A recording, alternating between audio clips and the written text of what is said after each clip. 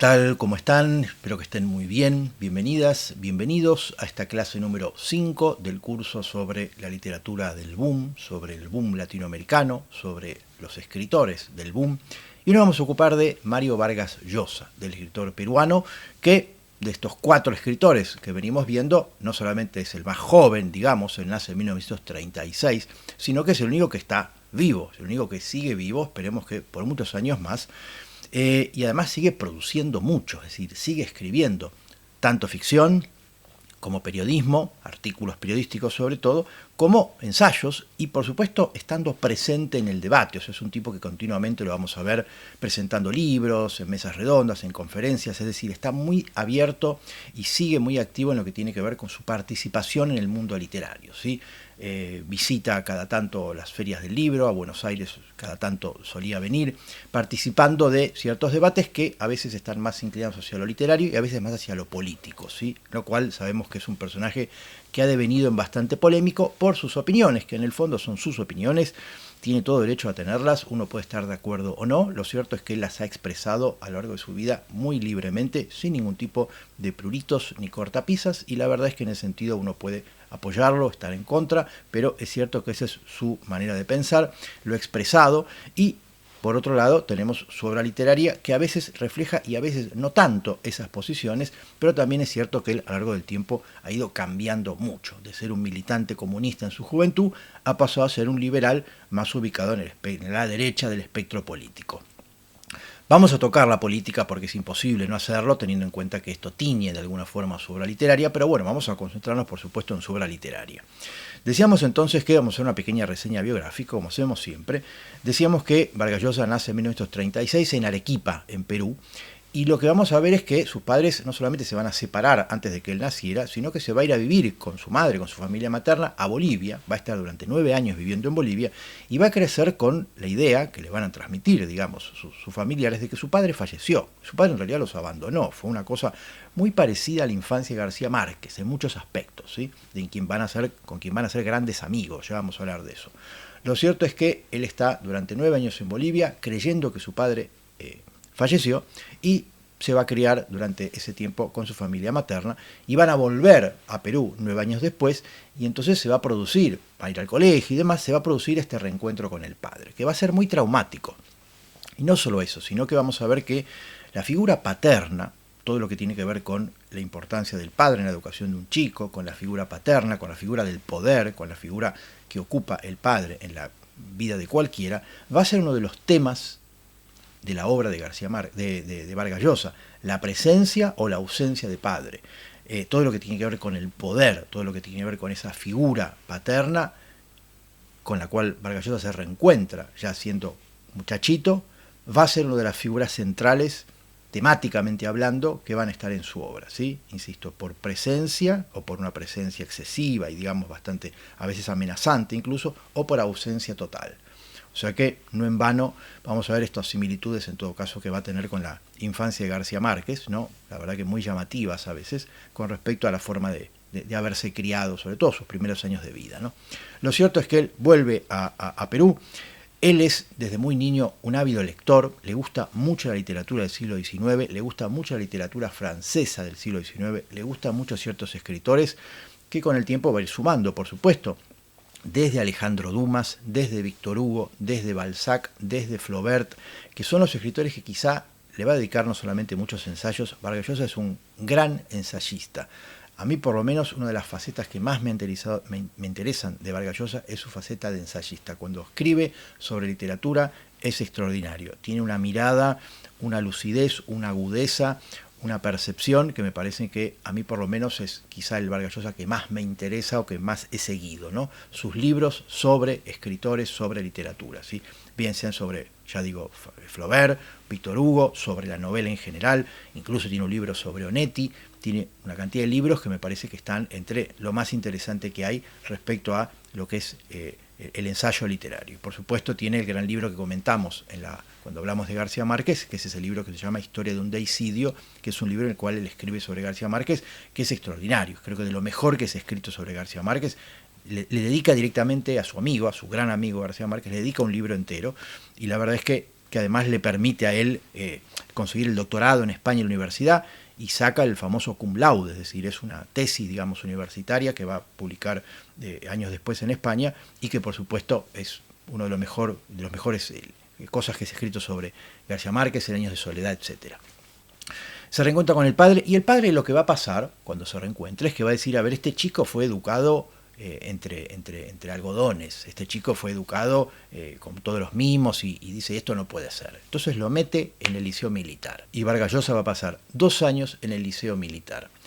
Lo importante de esto, más allá de lo que le haya pasado a él en la vida, es que esto va a dar lugar a su primer novela, que es La ciudad y los perros, que va a ser una novela muy autobiográfica, ya que va a contar estos 2 años en este liceo, que fueron una experiencia espantosa, sobre todo para una persona, digamos, con una sensibilidad de artista. Nada peor que ir a un liceo militar, donde todo es tan estructurado, tanta autoridad, tanta cosa autoritaria.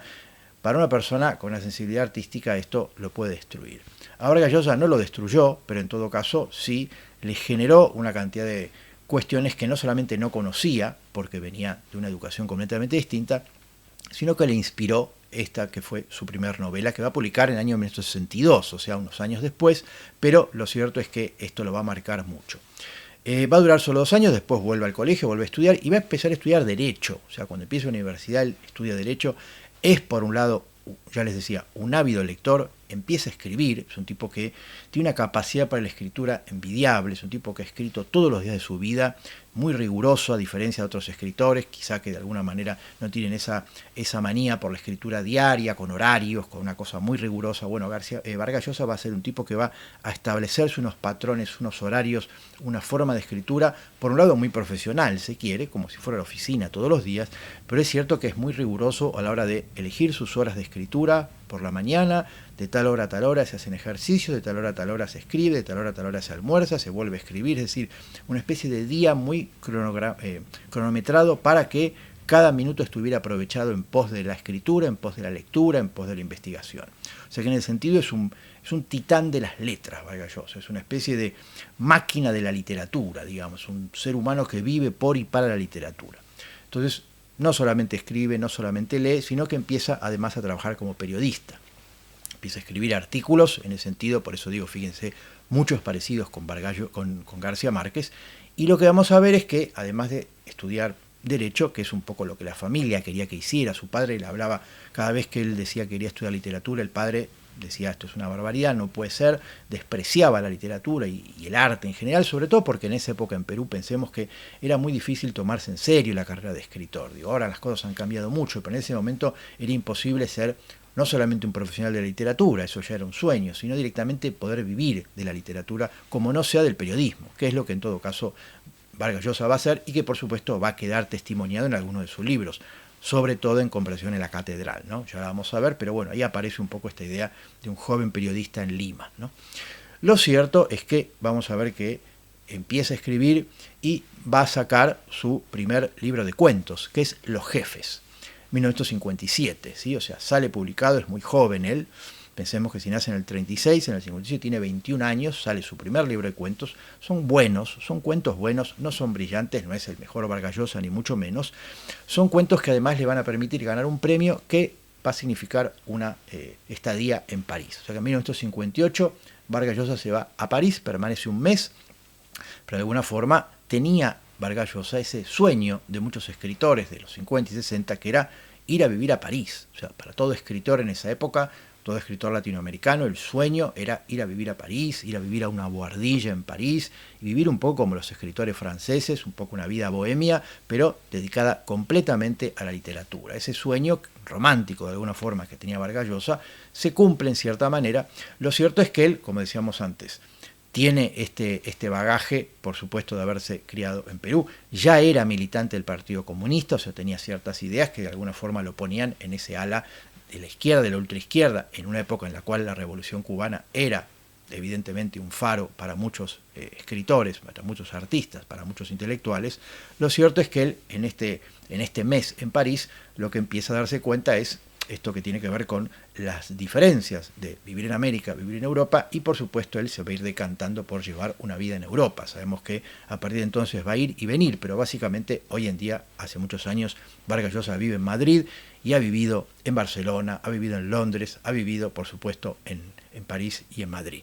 Lo cierto es que vamos a ver que a partir de entonces ya empieza a convertirse en una especie de escritor muy nómade, es decir, va a vivir en muchos lugares. Nunca va a vivir demasiados años en un lugar solo, sino que va a estar continuamente mudándose. Después de 4, 5, 6 años en un lugar, se muda, familia incluida, y lo cierto es que va a tener esta cosa, sobre todo durante su juventud, de nomadismo. Luego se va a establecer en Madrid, ya les digo, hace muchos años ya que vive en Madrid. Pero tiene esta cuestión que de alguna forma va a ser muy común a los otros escritores del boom, que es ser latinoamericanos, pero irse a vivir a Europa, ¿no? Como Cortázar en París, como García Márquez en Barcelona, o como Carlos Fuentes, que también estuvo mucho tiempo en Londres. Es decir, hay algo que tiene que ver con que el boom latinoamericano se construye entre América y Europa, ¿sí? Los escritores del boom, estos 4 sobre todo, tienen un pie en Europa y evidentemente eso les ha posibilitado formar parte de esto que tiene que ver con el boom, ¿no? Haber estado en Madrid o en Barcelona, sobre todo durante los años 60, ¿sí? Y eso los puso en contacto. Vargas Llosa, al primer escritor del boom que conoce es a Carlos Fuentes, que lo conoce en México en una entrega de premios, año 62. Ahí es cuando va a conocer a Carlos Fuentes. Después, más tarde, ya lo vamos a ver, va a conocer a García Márquez, de quien se va a hacer muy amigo, y va a conocer también a Cortázar. Pero ya empieza a gestarse eso, insisto, en Europa, que tiene que ver con los escritores del boom, que empiezan a conocerse entre sí y a hacer esto junto, evidentemente, a ciertos editores. Mencionamos a Carmen Balcells, que es la más importante posiblemente, vive en Cataluña en ese momento, y después otros que tal vez van a tener su importancia, sobre todo el grupo Seix-Barral, ¿sí? Seix y Barral, estos dos catalanes. Seix muere en los años 60, muere atropellado, o sea que va a dejar en todo caso de tener esa relevancia que sí va a seguir teniendo Carlos Barral. Y después, por supuesto, en América, editoriales como, ya les dije, Editorial Sudamericana y otras tantas que van a ser las que van a editar estos libros. Lo que quiero en todo caso que veamos es cómo Vargas Llosa publica su primer libro de cuentos, gana un premio, se va a vivir a París, se casa con su famosa prima, ¿sí? Ahí hay mucho para hablar, ya que eso no solamente va a ser un chusmerío continuo en el ámbito, en el mundo literario, sino que va a dar lugar a una novela, que es La tía Julia y el escribidor, que son sus recuerdos, en todo caso, por supuesto muy ayornados, de ese que fue su matrimonio. Él tenía 19 años y se casó con su prima que tenía más de 10 años, perdón, con su tía que tenía más de 10 años. La tía era la hermana de la mujer del tío, es decir, su mamá, la mamá de Vargas Llosa, tenía un hermano, el señor Llosa. Ese señor tenía una mujer, esa mujer tenía una hermana, es decir, Vargas Llosa se casa con esa hermana. No es de sangre, es una tía política, o sea que de alguna forma podríamos perdonarlo. Lo cierto es que va a estar muchos años casado con esta mujer, bastante mayor que él, con quien tiene una historia que va a contar muy bien en La tía Julia y el escribidor. Luego se va a divorciar, ya vamos a llegar más en detalle, y se va a casar con su prima. Y ahí sí, su prima es su prima de sangre. O sea que ahí ya es cuando se pone la cosa un poco más áspera, ¿no? Porque efectivamente va a estar casado con la famosa Patricia Urquidi durante muchísimos años, y esa sí es su prima de sangre, la hija de su tío, digamos. O sea que ahí la cosa se complicó un poco más. Pero bueno, ya vamos a llegar ahí. Lo que me interesa entonces es que, digamos, este libro de cuentos, Los Jefes, es el primer libro que publica.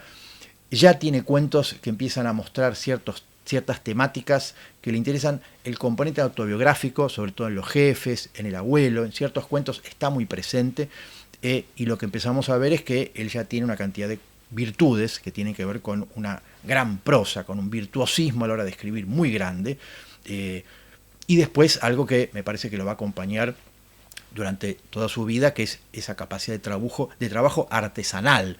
Él va a mencionar mucho a Flaubert como un gran artesano de la literatura. Él va a mencionar mucho lo que cuenta Flaubert en sus cartas con su amante, con Louis Collet, que son un volumen que se consigue, ¿no? Que son las cartas que Flaubert le manda a su amante, en la cual Flaubert le cuenta cómo fue escribir Madame Bovary, y eso va a marcar mucho a Vargas Llosa, en tanto que va a tender a imitar ese modelo flaubertiano del escritor artesano, del escritor que trabaja muchas horas todos los días, como si fuera un artesano y consigue pulir su prosa después de mucho trabajo, por supuesto, con mucho sacrificio incluso, en un trabajo realmente de concentración, de estar ahí metido escribiendo, y eso va a caracterizar su figura de escritor, su obra y por supuesto una manera de entender la literatura, ¿no? Diferente a otros que de pronto escriben cada tanto, cuando pueden o quieren, más desordenados, ¿no? Pero va a ser muy escrupuloso Vargas Llosa a la hora de sentarse a escribir y de alguna forma de tener esa vinculación con la literatura, porque lo que se propone es ser un profesional de la literatura, escribir libros que le permitan vivir de la literatura, ¿no? Y tener que dedicarse a otras cuestiones. En París, lo que decíamos es, va a ejercer distintos oficios, porque después él vuelve a Lima, pero después él vuelve a Barcelona, él vuelve a París, él quiere vivir en Europa, eso está claro, entonces acepta trabajos de todo tipo y por supuesto lo que va a hacer es empezar a conocer el mundillo literario, ¿no? Y ahí es cuando me parece que empieza a integrarse en esto que le va a posibilitar después formar parte del boom.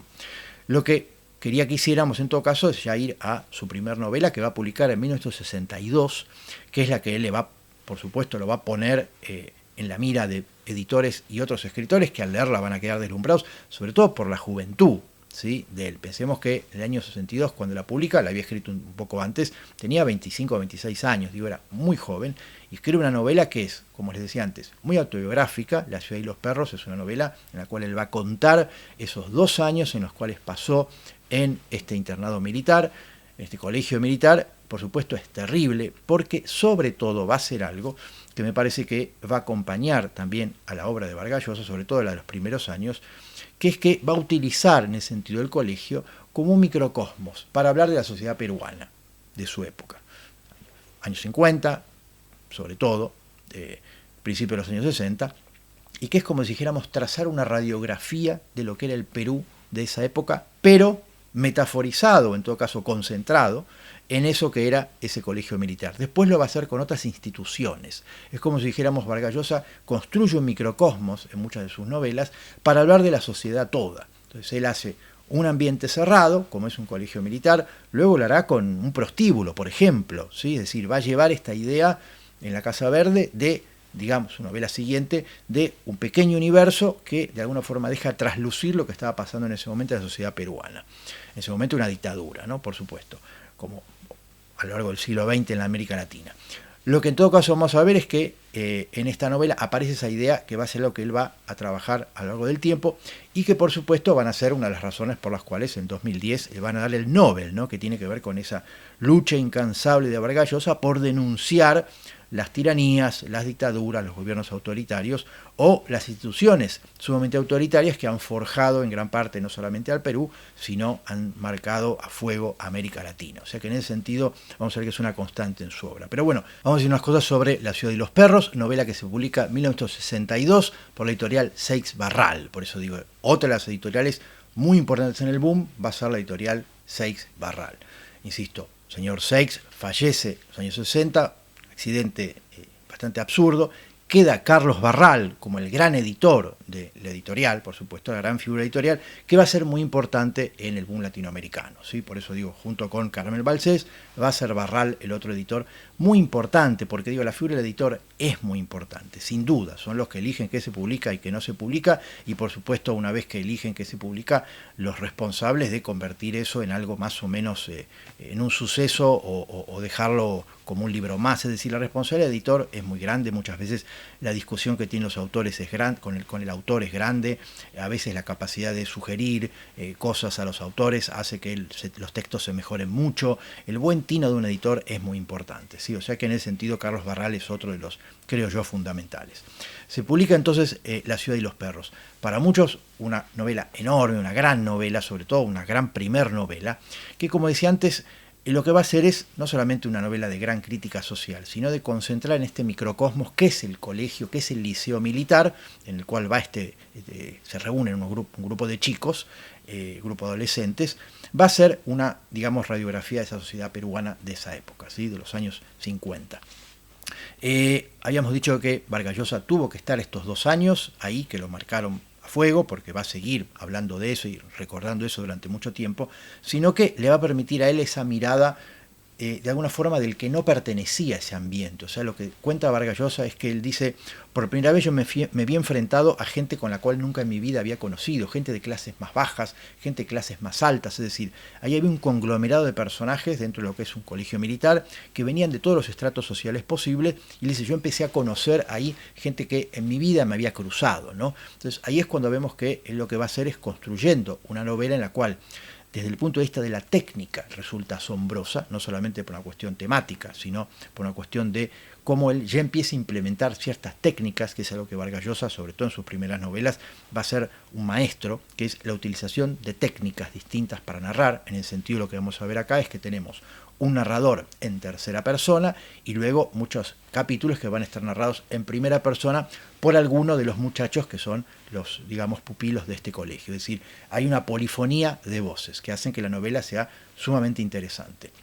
Hay una cosa que tiene que ver con las idas y venidas en el tiempo presentes mezclados con flashbacks, es decir, hay algo que es muy interesante, me animo a decir, no solamente en esta novela, sino en las que van a venir, que se va a llamar algo así como teoría de los vasos comunicantes, ¿sí? Que es que de alguna forma la vemos ya en Flaubert, en Madame Bovary, está presente de alguna manera, que es que tiene que ver con que muchas veces en la misma escena, la misma secuencia que estamos leyendo, se mezclan situaciones que pertenecen a dos o más momentos. Es decir, dos personajes están charlando en un lugar y se mezclan, como si fuera una situación paralela, un montaje paralelo, situaciones que ocurren en otro tiempo y en otro lugar, ¿sí? El lector tiene que prestar atención y descubrir que de alguna forma hay ciertas cosas que no pertenecen a ese momento presente, sino que estamos conviviendo en dos momentos distintos. Esto lo va a llevar muy lejos en Conversación en la Catedral, y de alguna forma también en la Casa Verde. Vamos a ver que lo que él hace es desarrollar estas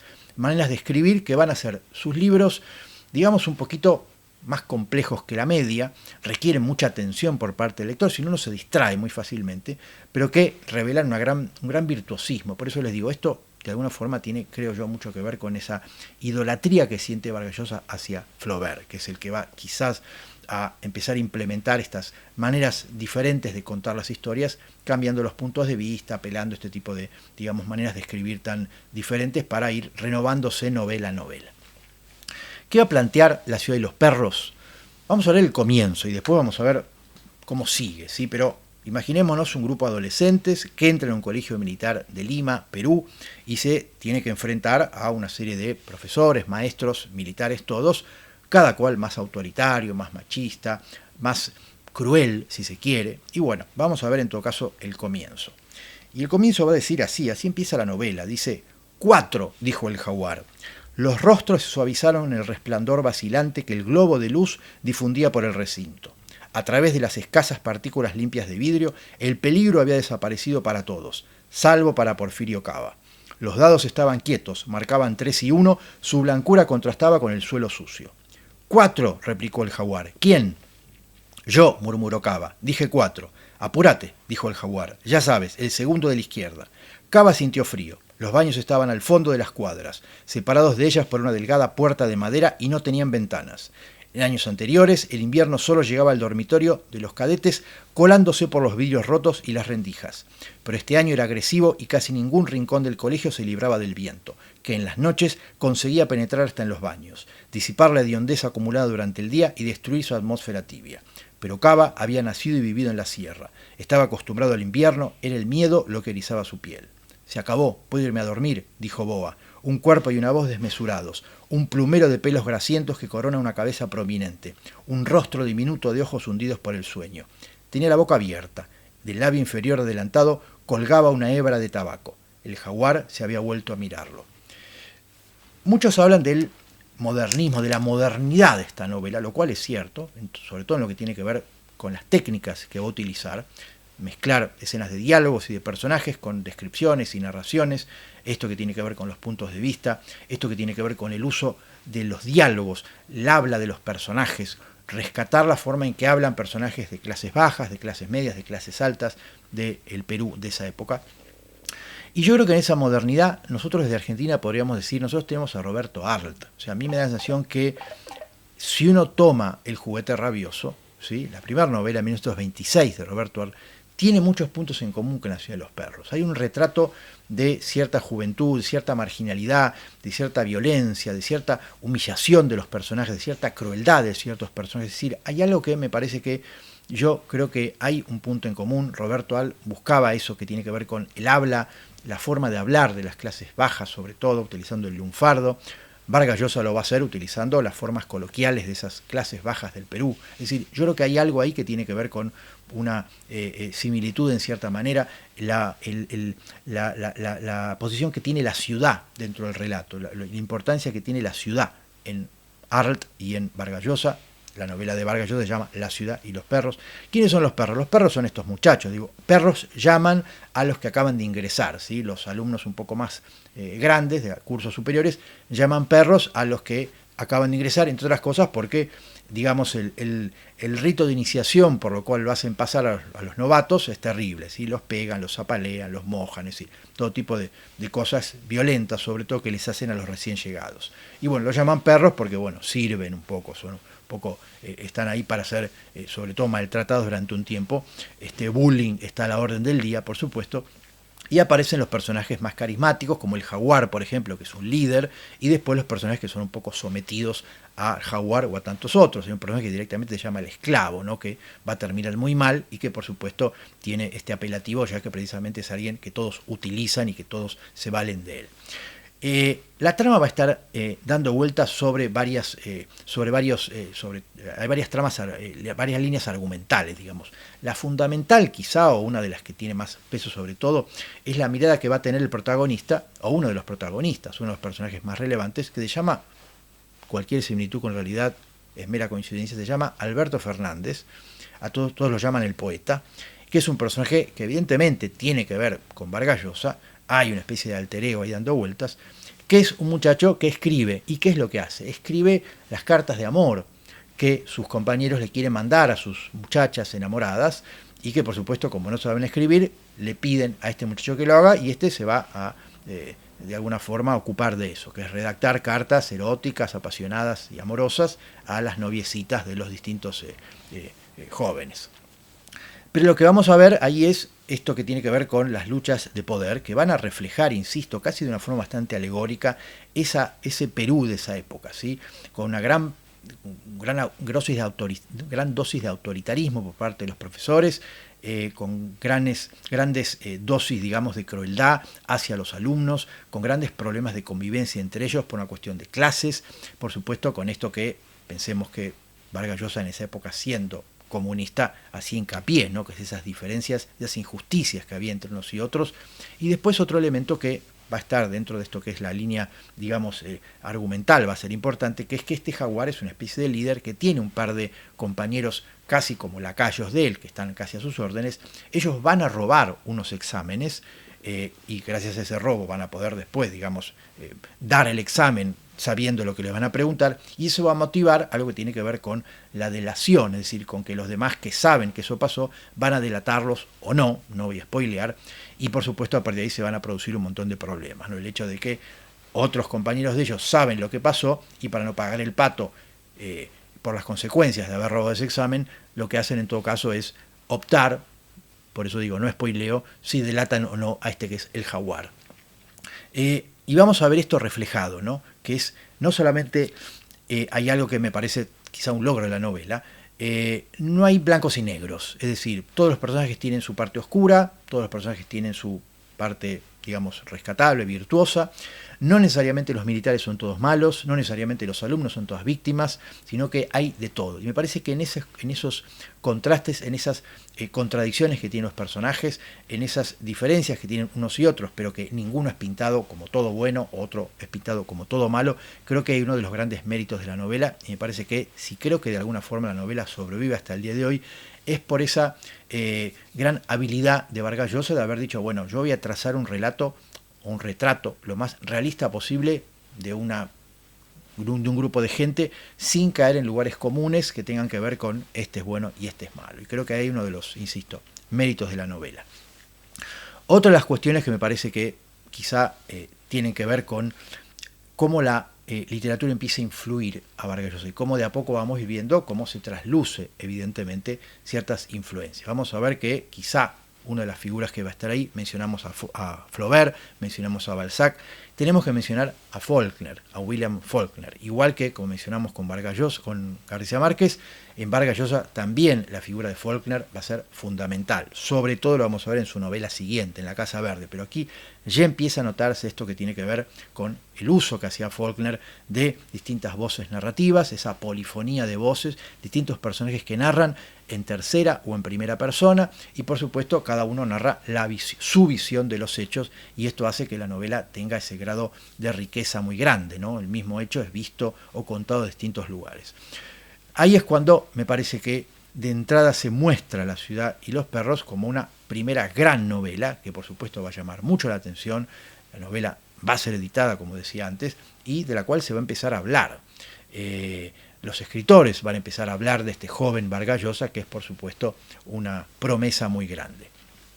Habíamos dicho que conoce a Carlos Fuentes, conoce en París también a Cortázar. Él también, Vargas Llosa, va a ser también traductor en la UNESCO. Ahí lo conoce a Cortázar. Recuérdense que en ese momento dijimos que durante mucho tiempo en París trabajó como traductor de la UNESCO. Ahí conoce a Vargas Llosa. O sea, Vargas Llosa empieza a rodearse de estos escritores más o menos conocidos, en caso de Cortázar y Carlos Fuentes, que van a ser parte del boom, pero empieza a tener una importancia dentro de lo que es la vida literaria. Entonces ahí se juntan dos cosas que son fundamentales. Por un lado, la calidad de la obra, por otro lado, sus habilidades sociales, es decir, su capacidad para reunirse, para juntarse, para relacionarse con gente del ambiente literario, con otros escritores, con editores, y esta sumatoria va a dar, por supuesto, como resultado, digamos, el ser uno más de esos 4 escritores del boom. Por eso digo, no es un detalle menor lo biográfico que pueda haber alrededor de cada uno de estos 4 escritores, ya que en eso precisamente está el haber podido pertenecer al boom, ¿sí? Si hubieran sido solitarios, sin ningún tipo de interés en la vida pública, ni mucho menos, tal vez hubieran quedado como muy marginales, pero me parece que por un lado está la calidad de su obra, su calidad como escritores, por otro lado esta habilidad que tuvieron para integrar ciertos grupos, ¿no? Y que estas camarillas de alguna forma, que en ese sentido estuvieron en el momento justo y en el lugar justo para ser incluidos dentro de esto que es el boom. Vamos a pasar a la siguiente novela de Mario Vargas Llosa, que es La Casa Verde, publicada en 1966, y que ella es, digamos, podríamos decir, un salto respecto a La ciudad de los perros en muchos aspectos. En primer lugar, desde el punto de vista de la ambición. Vargas Llosa es muy ambicioso como escritor, es decir, sus textos, sus novelas proponen no solamente un intento de una novela total, es decir, que sus novelas bastante voluminosas en general, una gran cantidad de páginas, sino hacerse cargo de esto que es la novela como una metáfora del mundo, o sea, esta idea de escribir sobre un tema, pero que ese tema a su vez refleje algo mucho mayor. Y yo creo que esto va a ser una característica, me animo a decir, de estos 4 escritores del boom. Son muy ambiciosos. Sus novelas hablan de una cuestión quizá pequeña, pero que eso de alguna forma intenta llevar a cierta, digamos, voluntad de ser universales, de convertir esa pequeña historia en metáfora del mundo, si se quiere. Es decir, hay una gran ambición. Y eso me parece que es una de las cosas que va a hacer que el boom sea leído en todo el mundo, es decir, que personas de todo el mundo hayan podido sentirse identificados o interesarse por estas novelas, precisamente por ese elemento que tiene que ver con cierta, digamos, cuestión que hace a ser verdaderamente universales, en tanto que quizá se ocupaban de historias que pasaban en un pequeño pueblito. Pienso en Macondo o en lo que vamos a ver ahora de Vargas Llosa, ¿no? En La Casa Verde. ¿Qué cuenta La Casa Verde? Que es un verdadero mosaico, es un rompecabezas, es una novela que no es fácil, requiere atención por esto que dijimos antes de las técnicas que utiliza Vargas Llosa, que permiten que uno, si no presta atención, no puede desconcentrarse y uno puede perderse. Y de alguna forma, cuando uno se pierde, ahí ya es difícil volver.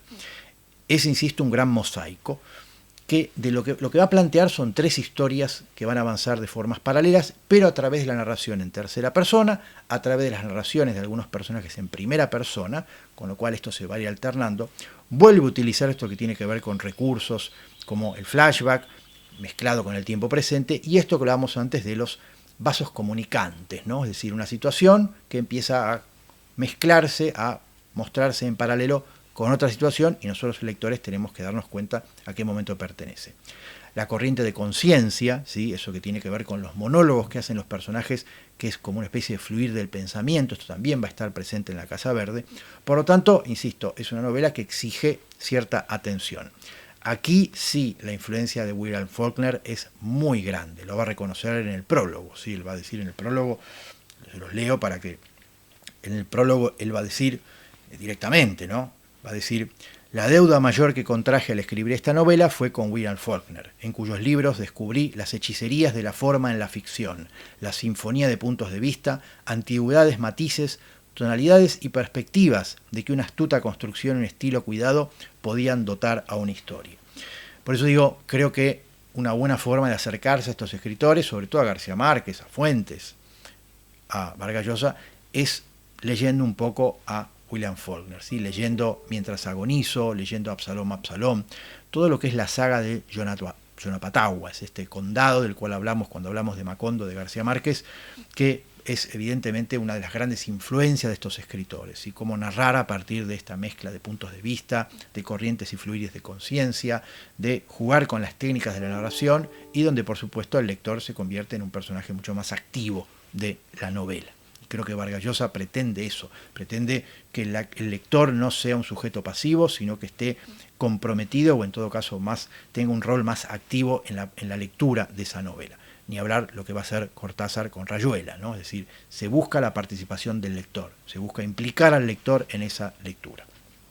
Bueno, vamos a ver el comienzo de La Casa Verde, después vamos a ver un par de cositas de la novela, ¿sí? Pero les decía entonces, para resumir, son 3 historias, ¿sí? Primero tenemos la historia de un personaje que se llama Don Anselmo, que lo que hace es fundar un prostíbulo en la ciudad de Piura. Piura es una pequeña ciudad al norte del Perú, donde va a vivir un tiempo Vargas Llosa siendo niño, y donde no solamente va a guardar muchos recuerdos, sino que uno de estos recuerdos, ahora vamos a dejar que sea propio de Vargas Llosa quien lo cuente, tiene que ver con que había una casa pintada de color verde, que él no terminaba de saber bien qué era lo que pasaba en esa casa, porque durante el día estaba vacía y se llenaba de hombres por la noche. Resultó ser el prostíbulo, al cual acudían desde las clases bajas hasta las clases altas, pero que se conoció como la Casa Verde. De ahí el título de la novela hace alusión a este prostíbulo.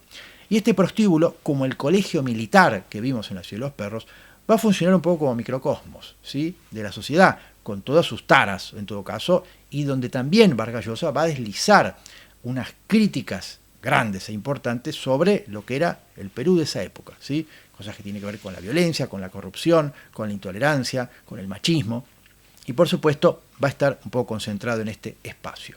Este personaje, Don Anselmo, va a ser un personaje bastante polémico porque el tipo llega, pone un prostíbulo y le va muy bien, por lo tanto empieza a tener críticas del pueblo, sobre todo del cura, que quieren quemarle el prostíbulo, es decir, toda una historia que es una de las líneas argumentales. Después tenemos otra que va a ser Sargento Lituma, del cual después Vargas Llosa va a seguir escribiendo, y que es uno de los clientes del prostíbulo y del cual también se va a contar su historia en una segunda línea argumental. Y el tercero va a ser Fugia, que es un bandido, es un delincuente, que se va a terminar enrolando en la Guardia Civil, que tenía un grupo con el cual delinquía, eran sobre todo contrabandistas, pero luego se enrola en la Guardia Civil y por supuesto después va a volver a delinquir, digamos. Su mujer lo deja por maltrato y después él vuelve a convertirse en un gran delincuente y va a terminar muy mal, se enferma de lepra, va a terminar muy mal.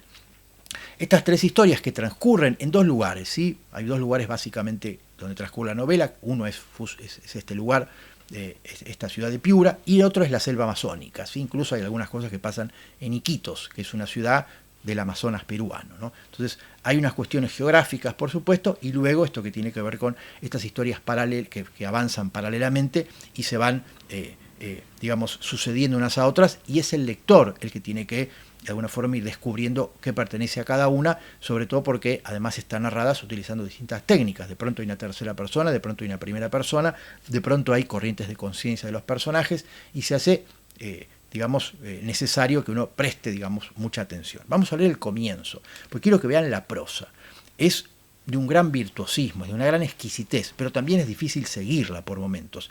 Esto va a contrastar completamente con lo que va a ser después en Conversación en la Catedral, que va a ser diametralmente opuesto, es decir, va a buscar una prosa mucho más sencilla, mucho más directa, mucho más diáfana, donde no va a estar nada de lo que vamos a ver aquí en La Casa Verde. Por eso digo, fíjense cómo está escrita, fíjense cómo comienza, va a decir así, La Casa Verde, ¿no? Empieza así, dice: el sargento echa una ojeada a la madre Patrocinio y el moscardón sigue allí. La lancha cabecea sobre las aguas turbias, entre dos murallas de árboles que exhalan un vaho quemante, pegajoso. Ovillados bajo el pamacarí, desnudos de la cintura para abajo, los guardias duermen abrigados por el verdoso, amarillento sol del mediodía. La cabeza del chiquito yace sobre el vientre del pesado. El rubio transpira chorros, el oscuro griñe con la boca abierta. Una sombrilla de jejenes escolta la lancha. Entre los cuerpos evolucionan mariposas, avispas, moscas gordas. El motor ronca parejo, se atora, ronca y el práctico Nieves lleva el timón con la izquierda. Con la derecha fuma y su rostro muy bruñido, permanece inalterable bajo el sombrero de paja. Estos selváticos no eran normales. ¿Por qué no sudaban como los demás cristianos? Tiesa en la popa, la madre Angélica está con los ojos cerrados. En su rostro hay por lo menos 1000 arrugas. A ratos saca una puntita de lengua, sorbe el sudor del bigote y escupe. Pobre viejita, no estaba para estos trotes. En fin, hay una gran cantidad de personajes, hay una prosa, digamos, más lírica, si se quiere, más poética por momentos, que lo que va a ser después en otros libros Vargas Llosa, y creo que ahí está los pros y los contras de la novela. Requiere más atención por parte del lector, pero también a aquellos que les gusta disfrutar del lenguaje, además de la historia, de las tramas, de los argumentos, al leer una novela, disfrutar de la forma como están escritas, disfrutar de la escritura en sí, esta novela es un placer, en el sentido porque es de un gran virtuosismo. Quería leerles, por ejemplo, lo que dijo Cortázar de la novela, ¿sí? Cortázar dijo: qué formidable es, un novelón, pero en el mejor sentido de la palabra, es decir, novelón a lo Sudamérica, lleno de cosas que pasan, de acciones que se enredan, se cruzan y se resuelven, de episodios tremebundos, de personajes que se fijan en la memoria para siempre. Pero, y aquí Mario le saca una ventaja a todos los demás, hay que ver cómo está escrita la novela. Una seguridad, una belleza, una técnica fenomenales. Hay este milagro, meter un tema de novelón en una forma absolutamente actual, de verdadera vanguardia, absolutamente el antisiglo de las luces. Ya verás y me creerás. ¿Sí? Ahí es cuando es una carta que manda Cortázar. Digo, hay grandes elogios hacia la novela y por supuesto Vargas Llosa en ese entonces apenas tenía 20, no llegaba a los 30 años, aparece como una de las grandes promesas. Otro comentario que quería leerles de la novela, que me parece que vale la pena, está en un libro que el mismo Vargas Llosa va a escribir, que se llama Historia secreta de una novela, que es un ensayo que él escribe sobre cómo escribió La Casa Verde. Es un libro, si les gusta La Casa Verde, muy recomendable, ya que es el libro en el cual él precisamente expone la forma que siguió, la manera, el procedimiento que siguió para escribir precisamente La Casa Verde, ¿sí? Y va a decir así: el origen de esta novela, en mi vida, ocurrió hace 23 años. Yo ni lo sospechaba, desde luego, en 1945, cuando mi familia llegó a Piura por primera vez. Vivimos allí solo un año, luego mi madre y yo nos marchamos a Lima. Esto es lo que vimos un poquito antes, cuando era niño. Este año que pasé en Piura, cuando era un mocoso de 9 años, fue decisivo para mí.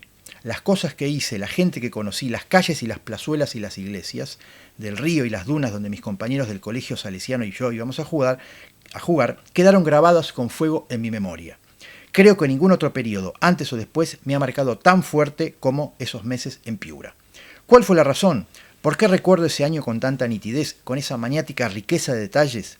El asunto me intriga y he tratado varias veces de explicármelo.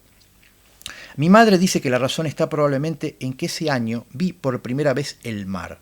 Hasta entonces habíamos vivido en Cochabamba, una ciudad mediterránea, y al parecer el descubrimiento del Océano Pacífico me excitó más que a Balboa, al extremo que durante mucho tiempo soñé con ser marino. ¿Qué es lo que me interesa de este rescate que hace Vargas Llosa de los recuerdos? En que Vargas Llosa, al igual que dijimos en su momento de García Márquez, va a ser de su niñez un territorio al cual va a regresar una y otra vez. Y podríamos decir que gran parte de aquello de lo cual van a tratar las novelas de Vargas Llosa está contenido en esos primeros años de vida. Y esos recuerdos van a ser determinantes, entre otras cosas porque, lo va a decir Vargas Llosa, escribe sobre aquello que vivió, escribe sobre aquellas cosas que le ocurrieron, escribe sobre aquello que conoce de primera mano, y luego vendrá la imaginación, luego vendrá la documentación, luego vendrá el trabajo de escritor. Pero la génesis, el punto de partida, la materia prima de sus novelas está en su infancia, ¿sí?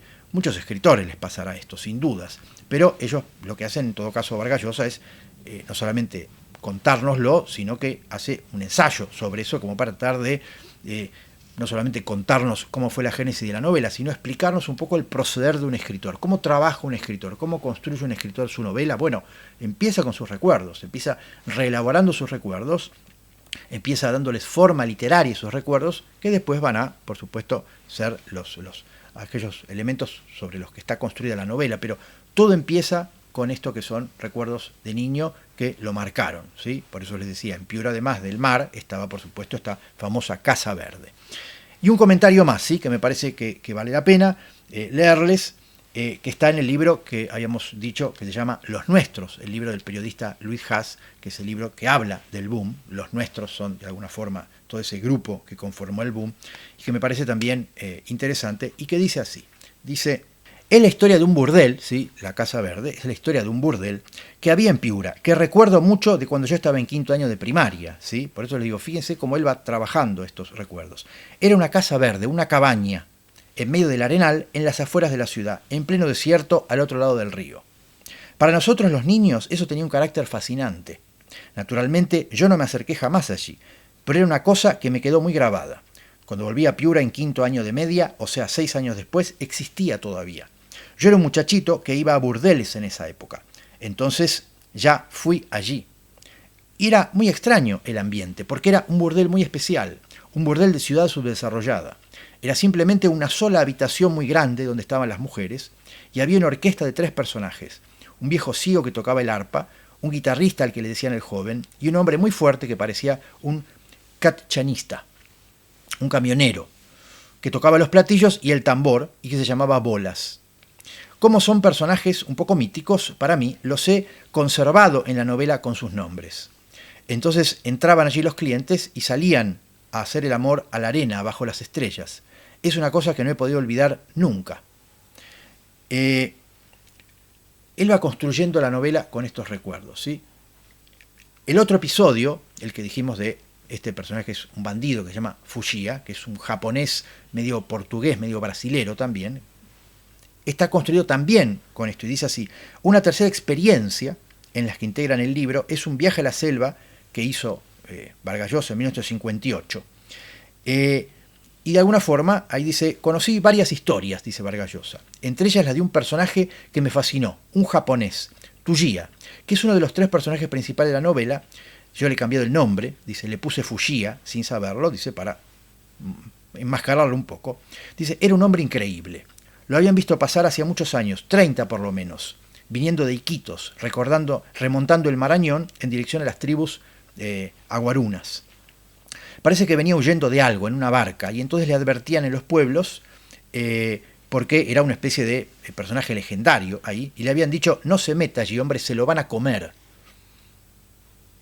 Y dice, en ese tiempo las tribus eran hostiles a los blancos, ¿sí? Los indígenas eran hostiles, pero él se metió allí, al río Santiago, donde viven los guambisas, y se convirtió en una especie de señor feudal, de líder.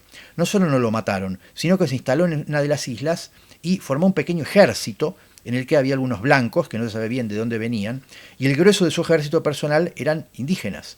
Entonces, con eso montó un negocio que consistía en asaltar periódicamente a todos los pueblos y oficiar un poco de contrabandista, además, de las tribus de la religión, y por supuesto recogían cosas y luego las revendían. Dice, él entraba con sus hombres armado a estos pueblos, los asaltaban y luego estas cosas las revendían. Digo, un gran personaje, parece Apocalipsis Now, ¿no? Esto que hace Marlon Brando ahí de fundar una especie de reino, ¿no? Completamente fuera de todo tipo de legalidad.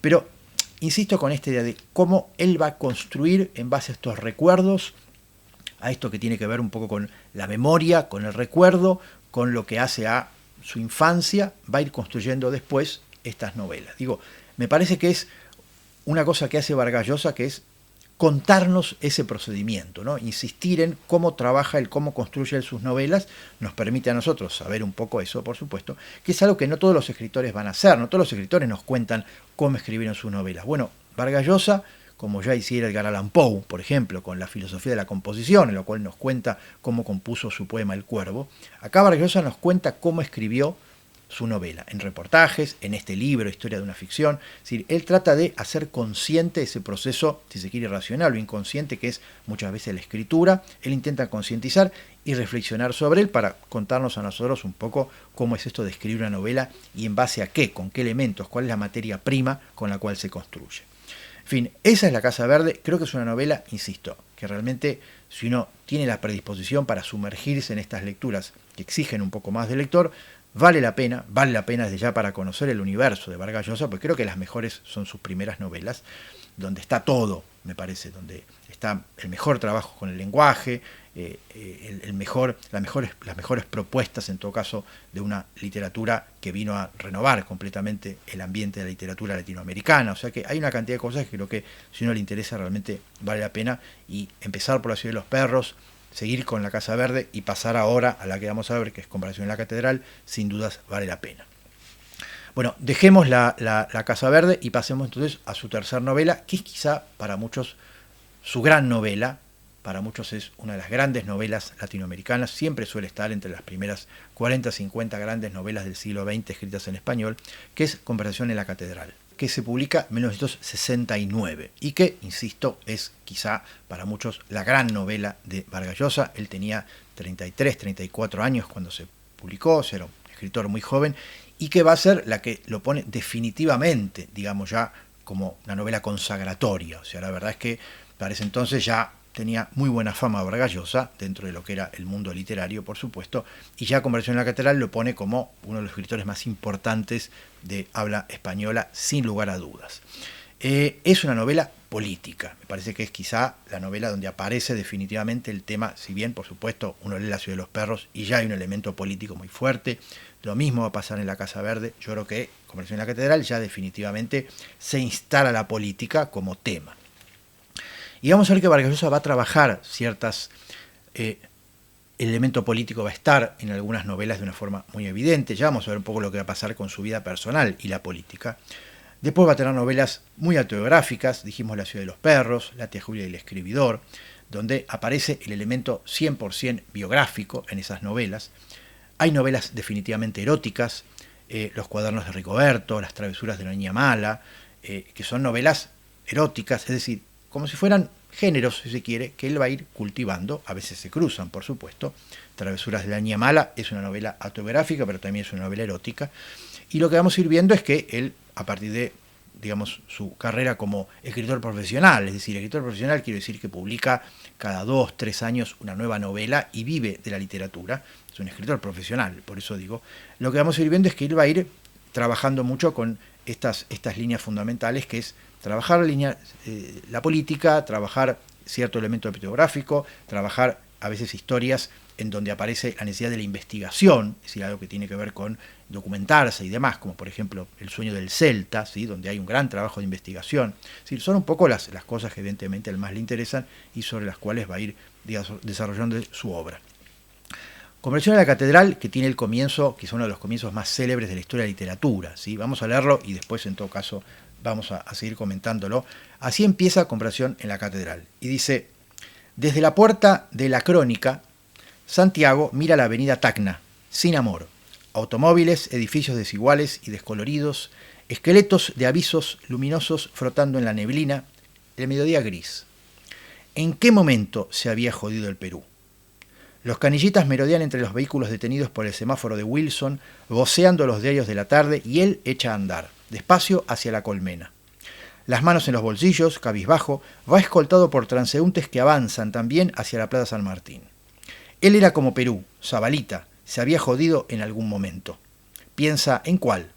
Frente al Hotel Crillón, un perro viene a lamerle los pies. No vayas a estar rabioso, fuera de aquí. El Perú jodido, piensa. Carlito jodido, todos jodidos. No hay solución, piensa. Ve una larga cola en el paradero de los colectivos hacia Miraflores. Cruza la plaza y allí está Norwin. Hola hermano, en una mesa del bar Cela. Siéntate, Zabalita. Manoseando un chilcano y haciéndose lustrar los zapatos, le invitaba un trago. No parece borracho, y todavía Santiago se sienta. Indica al lustrabotas que también le lustre los zapatos a él. Listo, jefe, ahoritita, jefe, se los dejaría como espejo, jefe. Varias cosas, ¿no? Primero tenemos una Lima, un Perú, que transcurre durante la dictadura del general Odría, de Manuel Odría, ¿sí? 1946, tengo acá la fecha exacta, 1948 me parece, 1948 a 1956, ¿sí?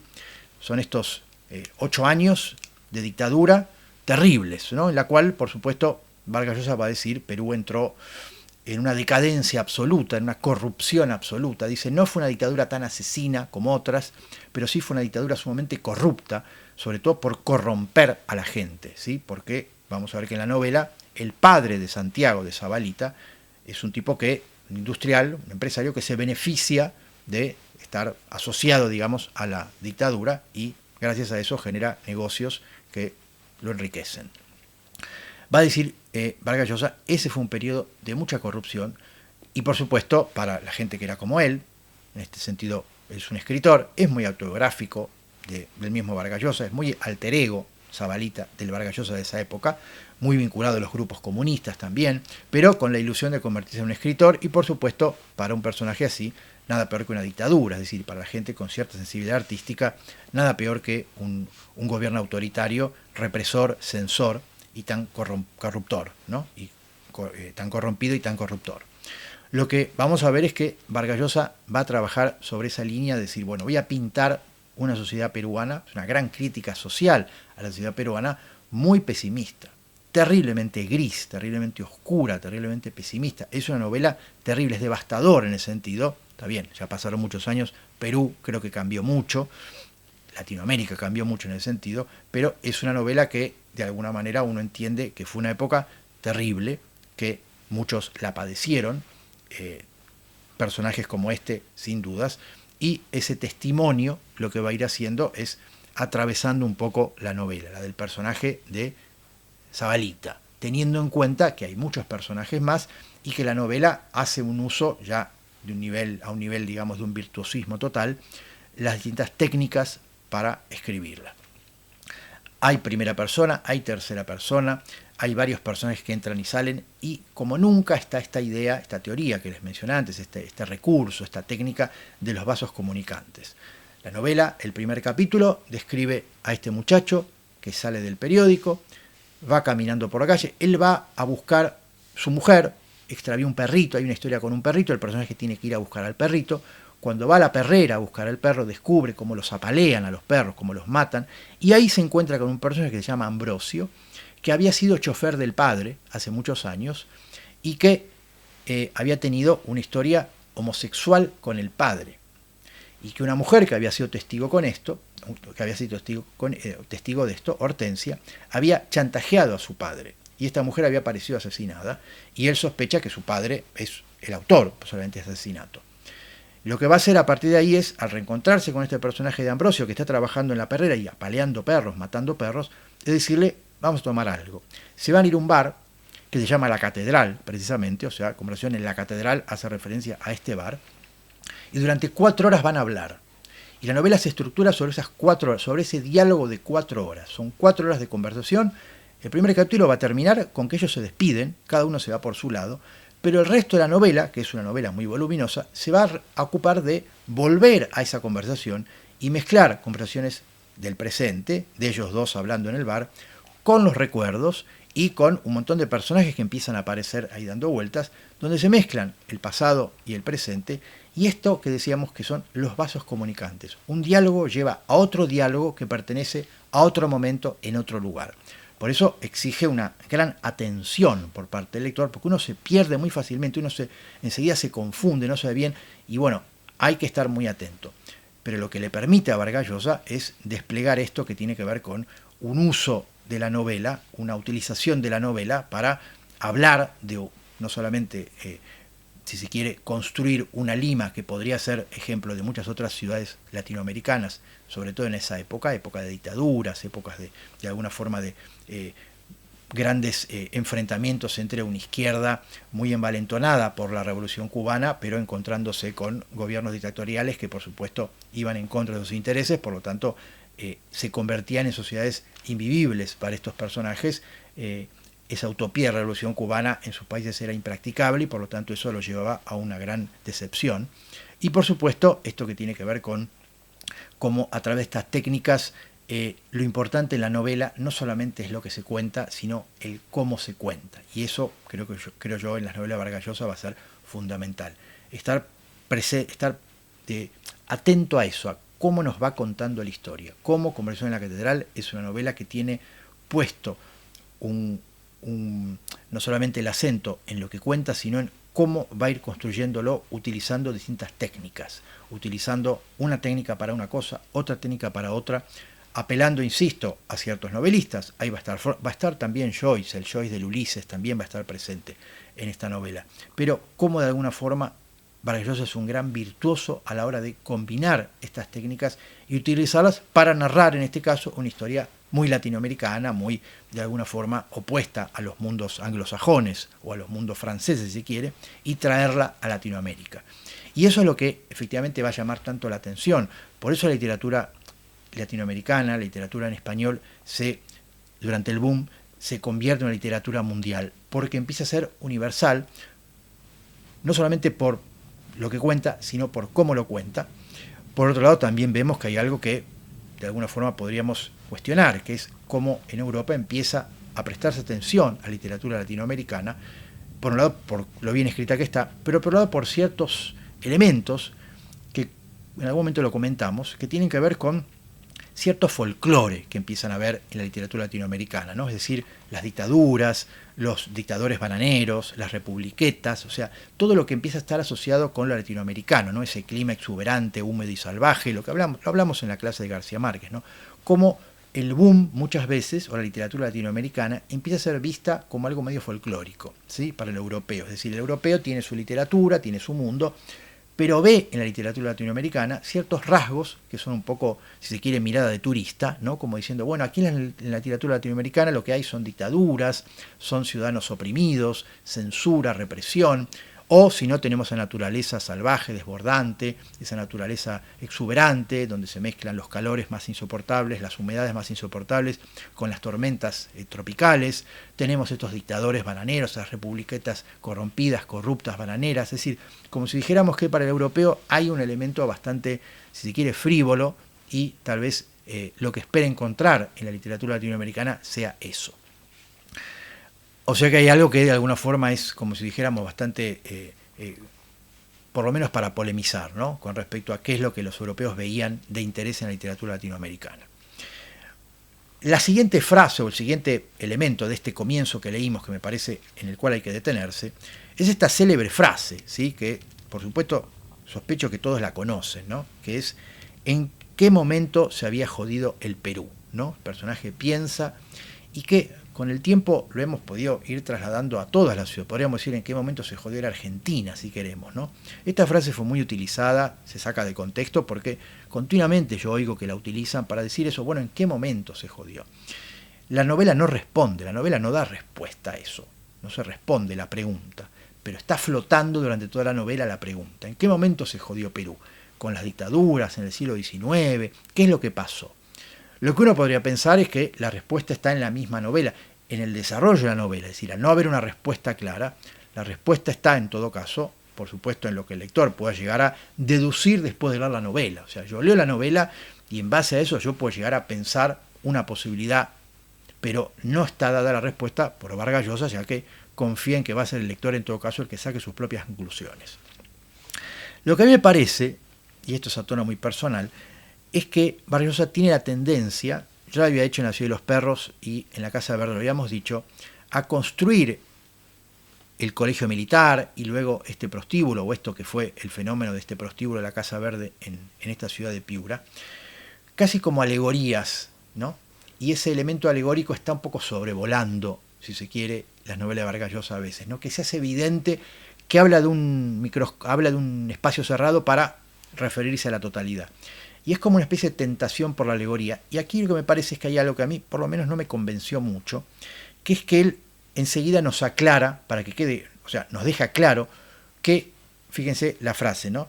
Dice, un poquito más adelante, dice, él, Zabalita, era como Perú. Zabalita se había jodido en algún momento. O sea, él nos está diciendo, Zabalita era como Perú.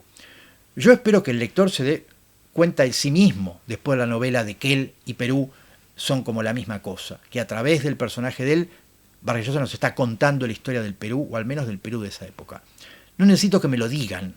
Es decir, yo entiendo que Vargas Llosa, para que quede claro, nos dice, él era como Perú.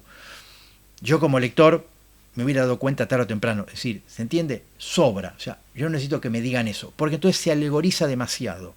Se tiende a vincular entonces de una forma inequívoca el hecho de que el personaje es el Perú.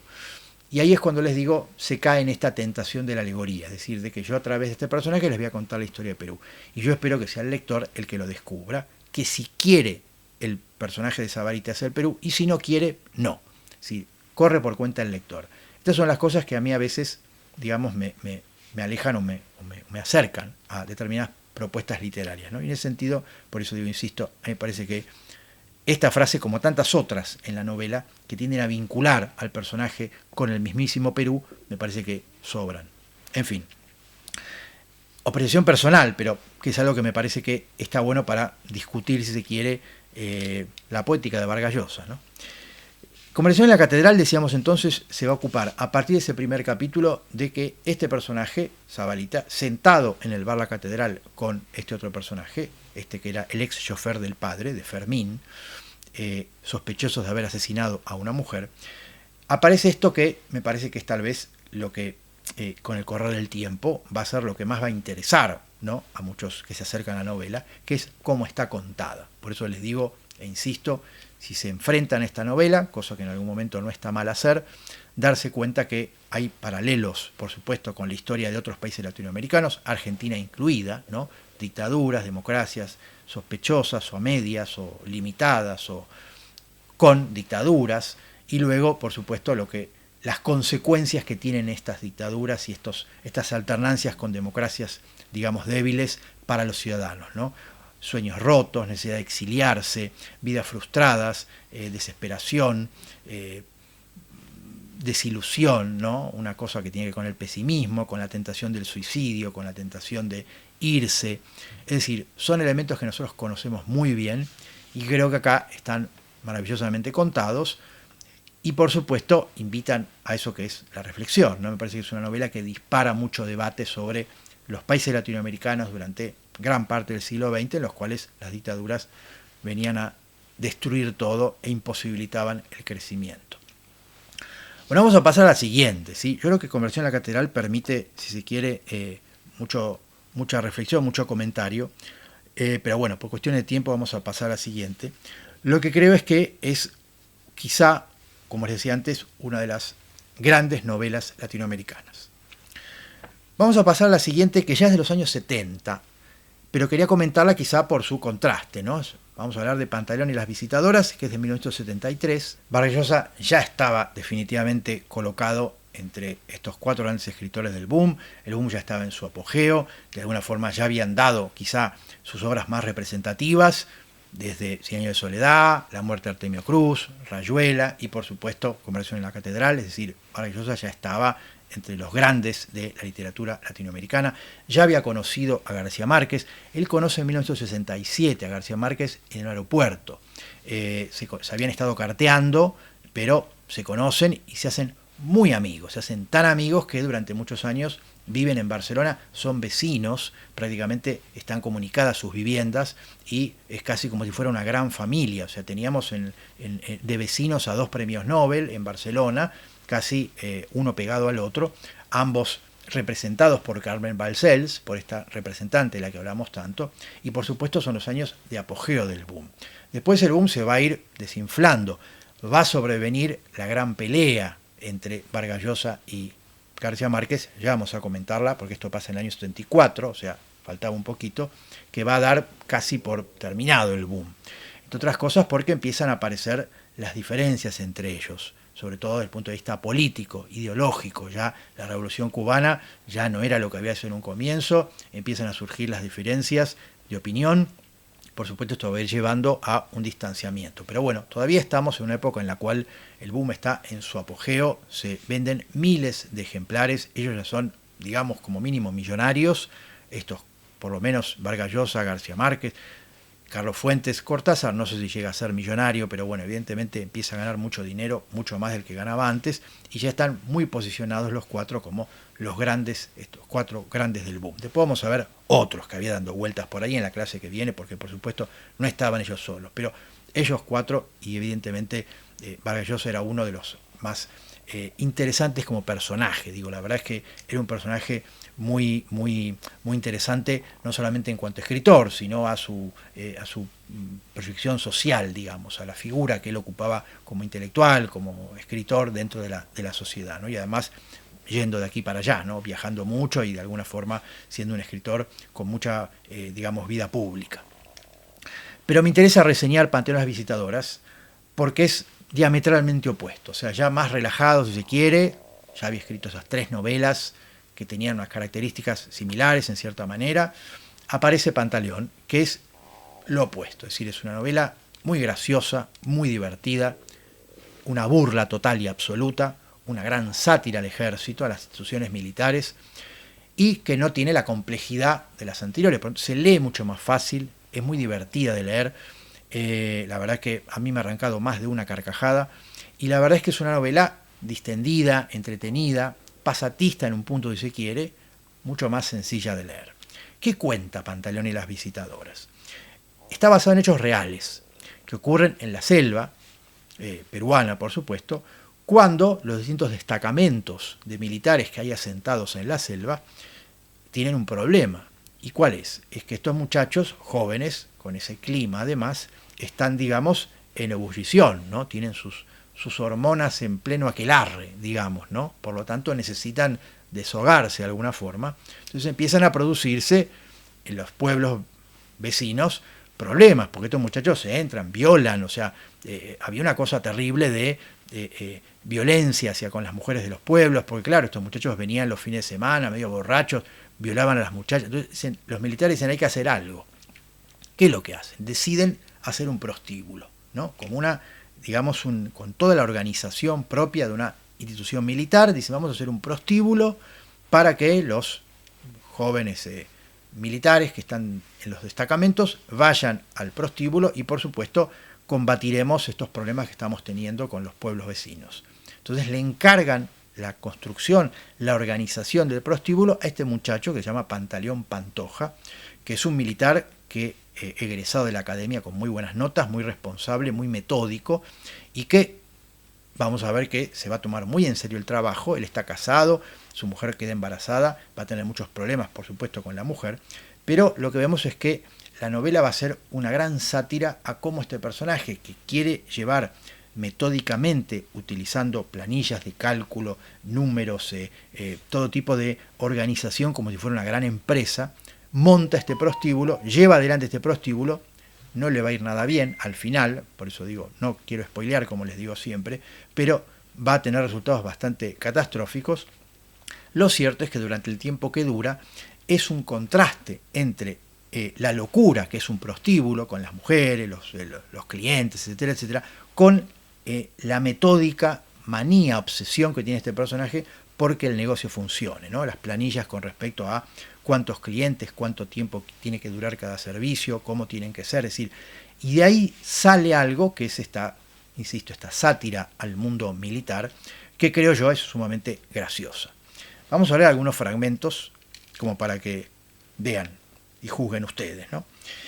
Este personaje Pantaleón es convocado por los altos mandos militares, le van a proponer este proyecto, ¿no? Y le van a decir, el asunto exige la más absoluta reserva. Me refiero a la misión que se le va a confiar, capitán. Suéltale el cuco, tigre. En síntesis, la tropa de la selva se anda tirando a las cholas. Toma aliento, parpadea y tose el general Collazos. Hay violaciones a granel y los tribunales no se dan abasto para juzgar a tanto pendejón. Toda la Amazonía está alborotada. Nos bombardean a diario con partes y denuncias. Se pellizca la barbilla el general Victoria y hasta vienen comisiones de protesta de los pueblitos más perdidos. Sus soldados abusan de nuestras mujeres. Estruja su sombrero y pierde la voz el alcalde Paiva Reuní. Me perjudicaron a una cuñadita hace pocos meses y la semana pasada casi me perjudican a mi propia esposa. Mis soldados no, los de la nación. Hace gestos apaciguadores el general Victoria. Calma, calma, señor alcalde. El ejército lamenta muchísimo el percance de su cuñada y hará cuanto pueda para resarcirla. Ahora le llaman percance al estupro. Se desconcierta el padre Beltrán. Porque eso es lo que fue. A Florcita la agarraron dos uniformados viniendo de la chacra y se la montaron en plena trocha. Se come las uñas y brinca en el sitio el alcalde Teófilo Morey. Con tan buena puntería que ahora está encinta, general.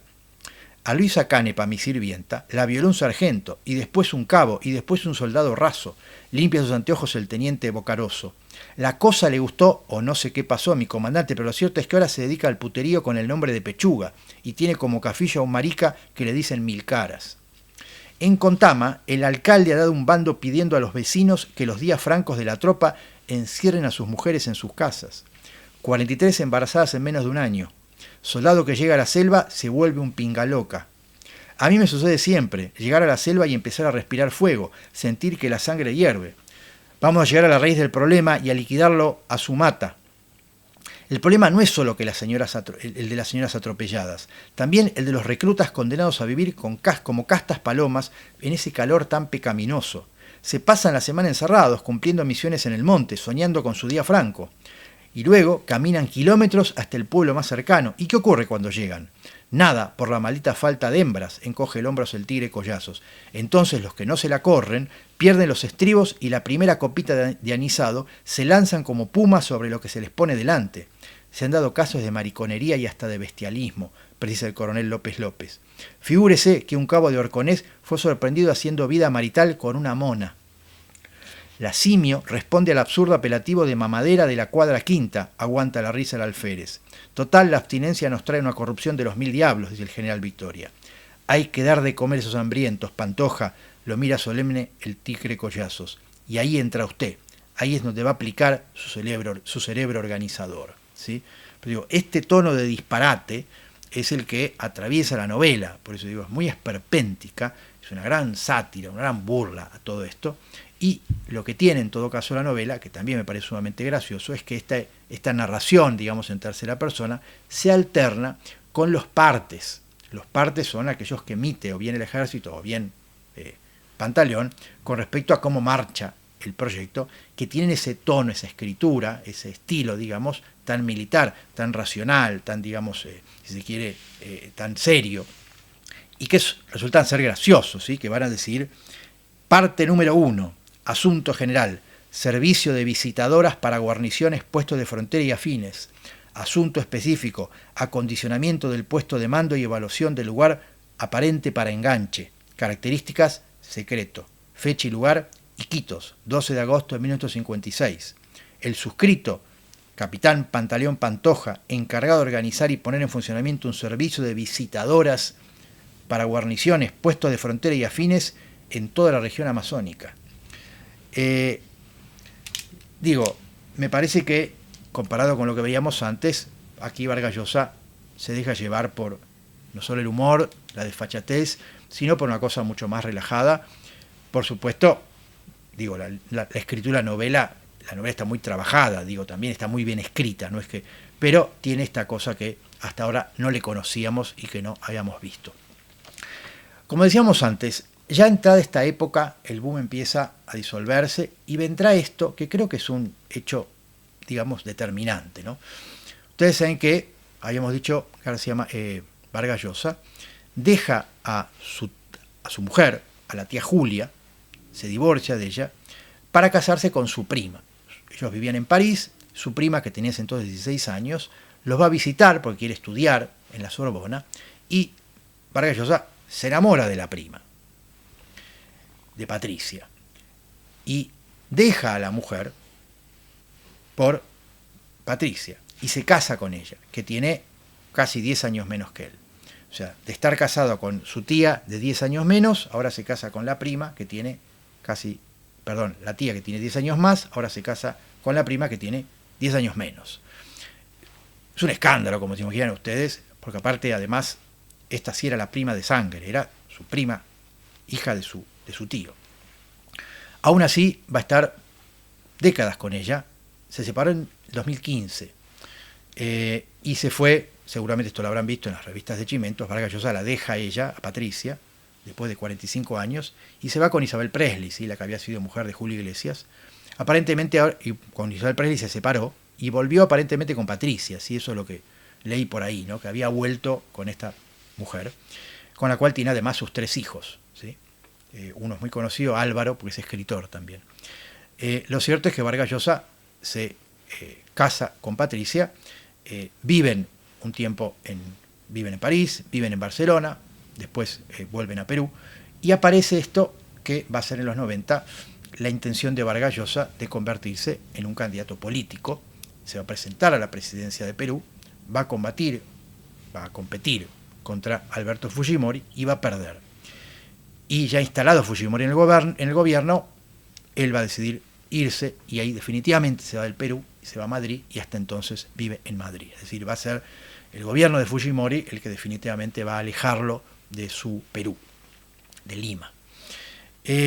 Toda esta vinculación de Vargas Llosa con la política, con su ideal, digamos, liberal, lo va a poner en el centro de la polémica, es decir, el ambiente cultural, me animo a decir, es de izquierda, de centroizquierda, y le van a criticar mucho sus posturas, porque sus posturas los van a acercar en Estados Unidos al Partido Republicano, en España al Partido Popular, o sea, lo van a acercar a la derecha a posiciones muy combatidas por, digamos, el mundo de la cultura. Y por supuesto, a esto se va a sumar muchos libros que él va a escribir de ensayos sobre política, que son muy interesantes, ¿no? Los desafíos a la libertad, que son libros de sables y utopías, que son libros en los cuales él da cuenta de su ideario liberal. Y por supuesto, como les decía antes, se va a convertir en un personaje detestado por muchos del ambiente cultural, y por otros, de alguna forma, respetado como mínimo, ¿no? Él va a contar mucho esto en Como pez en el agua, que es su biografía. Yo, si les interesa Vargas Llosa, recomiendo que lean Pez en el agua, porque ahí él cuenta su infancia y después cuenta todo este episodio de los años 90 y su carrera política, ¿no? Que me parece que es, creo yo, muy interesante conocerla. En el 2010 le van a dar el premio Nobel, a pesar de todo esto, en todo caso, y ya, digamos, se convierte en esta figura de una celebridad enorme, quizá como referente de lo que es un escritor a nivel mundial, me refiero, ¿no? O sea, ya está en una dimensión completamente fuera de serie, ¿no? Vargas Llosa.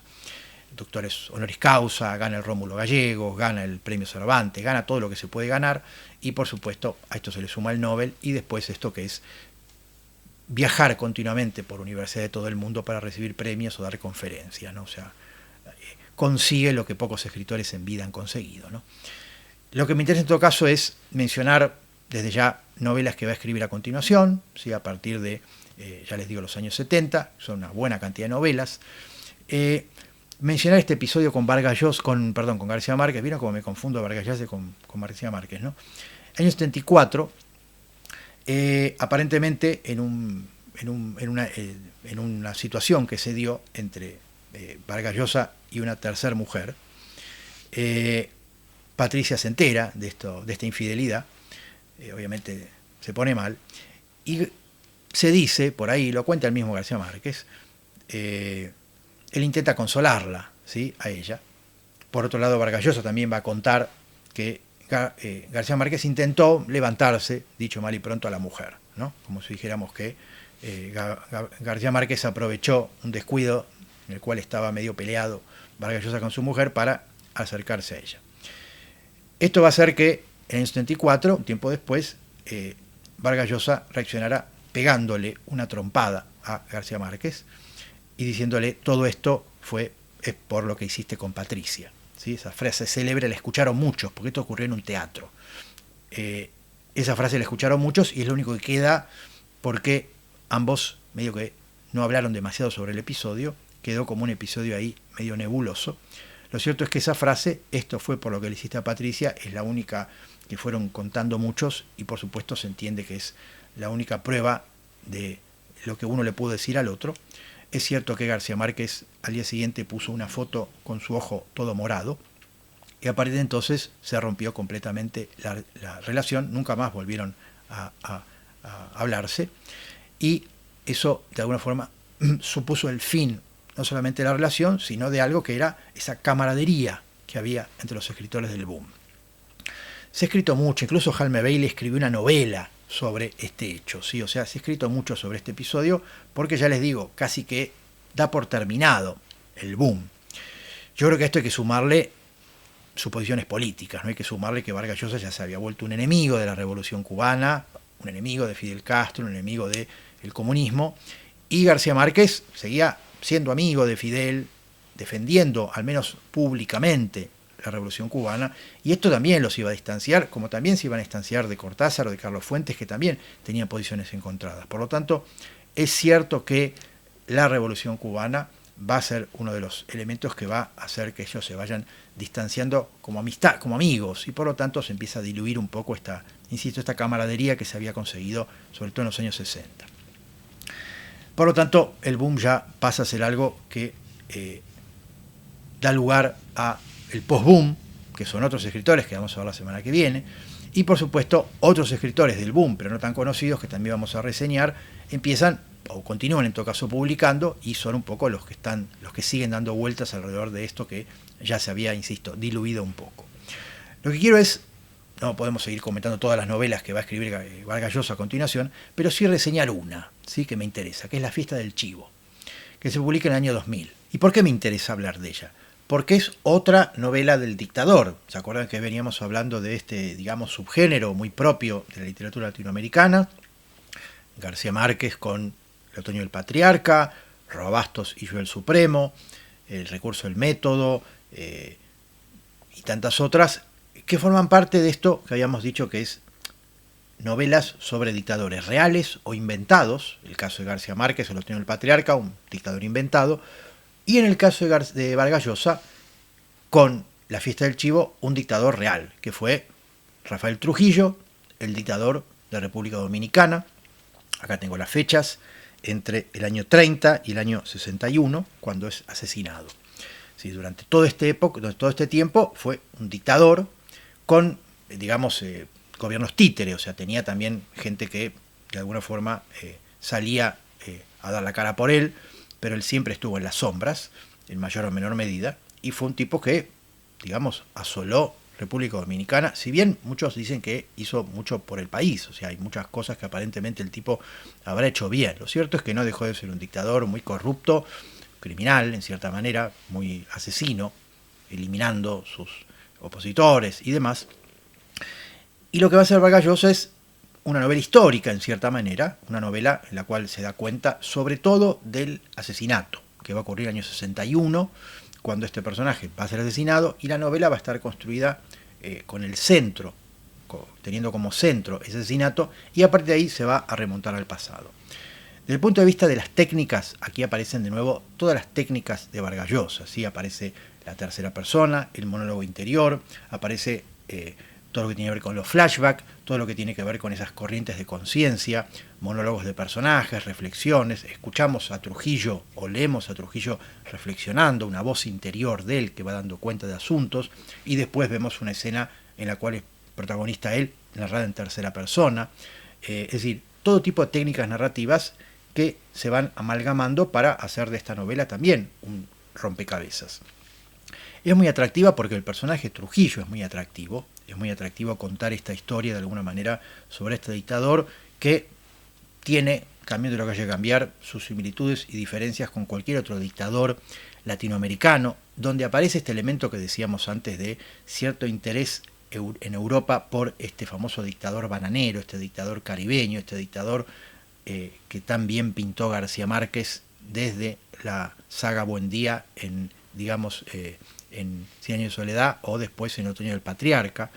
Es decir, personajes de alguna forma burlescos, esperpénticos, de los cuales ya habíamos dicho que el tirano Banderas de Valle Inclán era posiblemente el punto de partida, y donde vemos que esta saga de dictadorzuelos reales o imaginarios tienen desde ya La fiesta del chivo y a Trujillo como uno de los quizá me parece más interesantes novelas sobre los dictadores. Después vendrán otras, ¿sí? Incluso podemos hablar de la novela de Perón de Tomás Eloy Martínez, que se la pone muchas veces como novela del dictador, ¿sí? Ya vamos a hablar de Tomás Eloy Martínez la semana que viene. Pero volviendo a esta novela, son 3 historias básicamente, ¿sí? Algo que Vargas Llosa ya había hecho mucho. 3 historias que avanzan paralelamente. Por un lado, la historia de Urania, que es la hija de un señor que trabajaba para Trujillo. Urania era una adolescente, muy bonita. Se sabe que Trujillo era un gran mujeriego que se hacía llevar a una casa que él tenía mujeres jóvenes para estar con ellas. Entonces este señor que trabaja para Trujillo empieza a irle, digamos, medio mal en su vinculación con él, y le van a sugerir que le ofrezca a su hija a Trujillo para ver si se puede congraciar. Ya vamos a ver esa historia, vamos a leer algún fragmento. Lo que ocurre es que esta mujer, en la novela, aparece que se va, después de este episodio con Trujillo, ella se va de República Dominicana y vuelve 30 años después a República Dominicana a encontrarse con su padre, que ya está muy mayor, después de haber vivido toda su vida en Estados Unidos. Es una abogada exitosa, pero vuelve un poco para hacer un ajuste de cuentas.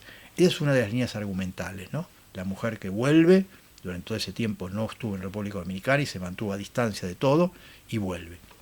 La otra historia paralela es la del mismo Trujillo, o sea, cómo Trujillo vive los últimos días antes de su asesinato, su relación con sus subordinados, su crueldad absoluta, el hecho de, por ejemplo, pedirle a sus subordinados, a sus mujeres y a sus hijas para probarlas, ¿no? Y refregarles luego en reuniones que estuvo con la mujer o con la hija de alguno de ellos. O sea, cosas terribles que vamos a ver que forman parte de esto que son los últimos días de Trujillo. Y en tercer lugar, los asesinos de Trujillo, que son los muchachos que todos en algún momento trabajaron para Trujillo, todos en algún momento fueron parte de, digamos, la banda de Trujillo, pero que en algún momento fueron desairados, o bien fueron traicionados, o bien fueron, digamos, asesinados. Uno de los asesinos de Trujillo, su hermano fue asesinado porque era contrario a Trujillo, y por lo tanto lo que hace es una especie de venganza. Sí, son todos personajes que tienen una deuda con Trujillo y quieren vengarse. Y por supuesto lo van a hacer asesinándolo. Digo, esto es un spoiler y no, porque es un hecho real, por lo tanto se los cuento porque es algo que tiene que ver con hechos reales. Se construye un complot y en el año 61, mientras Trujillo está yendo a encontrarse con uno de sus amantes, lo detienen en la ruta y lo acribillan a balazos. Luego vendrá la venganza del ejército sobre estos asesinos, pero bueno, eso en todo caso eso sí, no cuento lo que ocurre. Pero estas 3 historias avanzan paralelamente y por supuesto en su contraste, ¿no? En el contraste entre una historia y otra, está la riqueza de la narración, que insisto, es una muy buena novela. Por un lado es muy entretenida, es muy llevadera, está muy bien escrita y es muy interesante esto que tiene que ver con las diferentes voces, los diferentes puntos de vista que usa Vargas Llosa para referirse a uno y a otro. Vamos a leer algún fragmento, ¿sí? Por ejemplo, el que dice de Urania, ¿sí? Cuando comienza la novela, que dice: Urania, no le habían hecho un favor sus padres. Su nombre daba la idea de un planeta, de un mineral, de todo, salvo de la mujer espigada y de rasgos finos. Tez bruñida y grandes ojos oscuros, algo tristes, que le devolvía el espejo. Urania, vaya ocurrencia. Felizmente ya nadie la llamaba así, sino Uri, Miss Cabral o Doctor Cabral. Que ella recordara desde que salió de Santo Domingo, mejor dicho de Ciudad Trujillo, cuando partió aún no le habían devuelto un nombre a la ciudad capital. Ni en Adrián, ni en Boston, ni en Washington, ni en Nueva York, nadie había vuelto a llamarla Urania, como antes en su casa y en el Colegio Santo Domingo, donde las sisters y sus compañeras pronunciaban correctísimamente el disparatado nombre que le infligieron al nacer.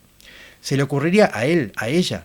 Tarde para averiguarlo, muchacha. Tu madre estaba en el cielo y tu padre muerto en vida. Nunca lo sabrás, Urania, tan absurdo como afrentar a la antigua Santo Domingo de Guzmán llamando la ciudad Trujillo. ¿Sería también el padre de la idea? Urania es, entonces, la muchacha que conoce a Trujillo cuando es un adolescente porque su padre se le ofrece a Trujillo para congraciarse con él. Se va de Santo Domingo y vuelve mucho tiempo después cuando su padre está muy mayor. Vamos a ver, por ejemplo, uno de estos fragmentos en los cuales aparece la otra línea argumental, que es la del mismo Trujillo, ¿sí? Cuando dice en reuniones con su gente, ¿no? Un poco cómo opera, ¿no? Y le dicen: Una pregunta, Excelencia. Dice, de todas las medidas que ha tomado para hacer grande este país, ¿cuál fue la más difícil? Entonces Trujillo se despacha, ¿no? Y dice, te puedo responder, Simón. Fijó la vista en la araña de cristal de bombillas en forma de pétalos y añadió, el 2 de octubre de 1937, en Dajabón. Ah, los haitianos. Su palmada en la mesa hizo tintinar la fina cristalería de copas, fuentes, vasos y botellas. El día que su excelencia decidió cortar el nudo gordiano de la invasión haitiana. Esto es un hecho real, ¿no? Se conoce como la matanza de los haitianos. Por este país yo me he manchado de sangre, afirmó Trujillo deletreando, para que los negros no nos colonizaran otra vez. Eran decenas de miles, por todas partes. Hoy no existiría la República Dominicana. Como en 1840, toda la isla sería Haití. El puñadito de blancos sobrevivientes serviría a los negros. Esa fue la decisión más difícil en 30 años de gobierno. Trabajan gratis, los haitianos, sin cobrar salario, por la comida. Como en Haití no hay que comer, un poco de arroz y unas habichuelas les basta y les sobra. Cuestan menos que los burros y que los perros. El vudú, la santería y las supersticiones africanas están desarraigando la religión católica, distintivo como la lengua y la raza de nuestra nacionalidad. Hemos visto párrocos llorando por la desesperación, Excelencia, dijo el joven diputado Chirinos. El salvajismo precristiano se apodera del país. Los brujos haitianos tienen más influencia que los párrocos, los curanderos más que los boticarios y los médicos. Imagina una hidra de innumerables cabezas. Esa mano de obra roba trabajo al dominicano, quien para sobrevivir vende su conuco y su rancho. ¿Quién le compra esas tierras? El haitiano enriquecido, naturalmente. Es la segunda cabeza de la hidra, Excelencia, apuntó el joven. Quitan trabajo al nacional y se apropian pedazo a pedazo de nuestra soberanía. También de las mujeres. Nada atrae tanto a la carne negra como la blanca. Los estupros de dominicanos por haitianos son el pan de cada día. No se diga los robos, los asaltos a la propiedad. Las bandas de fascinerosos cruzan el río Masacre como si no hubiera aduanas, controles, patrullas. La frontera es un colador, las bandas arrasan aldeas y encuentran de comer, ponerse y adornarse. Esa región ya no es nuestra, Excelencia. Ya perdimos nuestra lengua, nuestra religión, nuestra raza. Ahora es parte de la barbarie haitiana. Su Excelencia nunca validó la hora de la acción. Desde el primer momento supe que llegaría lejos. Eso sí, nunca imaginé qué tan lejos. Nunca también, dijo Trujillo, porque solo di orden de matar cuando era absolutamente indispensable para el bien del país. En lo referente a los muertos, pregunta a quienes están sentados en la mesa. Tú, por ejemplo, senador, ¿cuántos fueron? El senador dice, difícil saberlo. Se ha exagerado mucho, entre 5 y 8.000. General Redondo, tú estuviste en esos días ahí, cortando pescuezos. ¿Cuántos? Unos 20.000, Excelencia, respondió el obeso general. Solo en la zona de la Independencia hubo varios miles. ¿Y tú? ¿Cuántos? ¿Cuántos mataste tú? Bromeó el general. Yo también le debo todo lo que soy y lo que he hecho, afirmó. Te comprendo muy bien y por eso estoy dispuesto a dar todo por recobrar tu amistad. O sea, lo que vamos viendo es que todos los generales que tiene él a su servicio fueron masacrando haitianos y de alguna forma es esa una de las grandes gestas de Trujillo y de los esclavos, de los servidores, digo, de todos estos militares que tiene a su servicio que son como lacayos definitivamente, ¿no? Y esto empieza a vincular un poco, pongamos, con La ciudad y los perros, esta cosa de cómo funciona la institución militar, con Pantaleón las visitadoras, que si bien en tono de broma también aparece esta burla a los militares, digo, como que esto construye uno de los temas que le van a interesar mucho a Vargas Llosa, que es el poder, el funcionamiento del poder y, por carácter casi transitivo, el mal.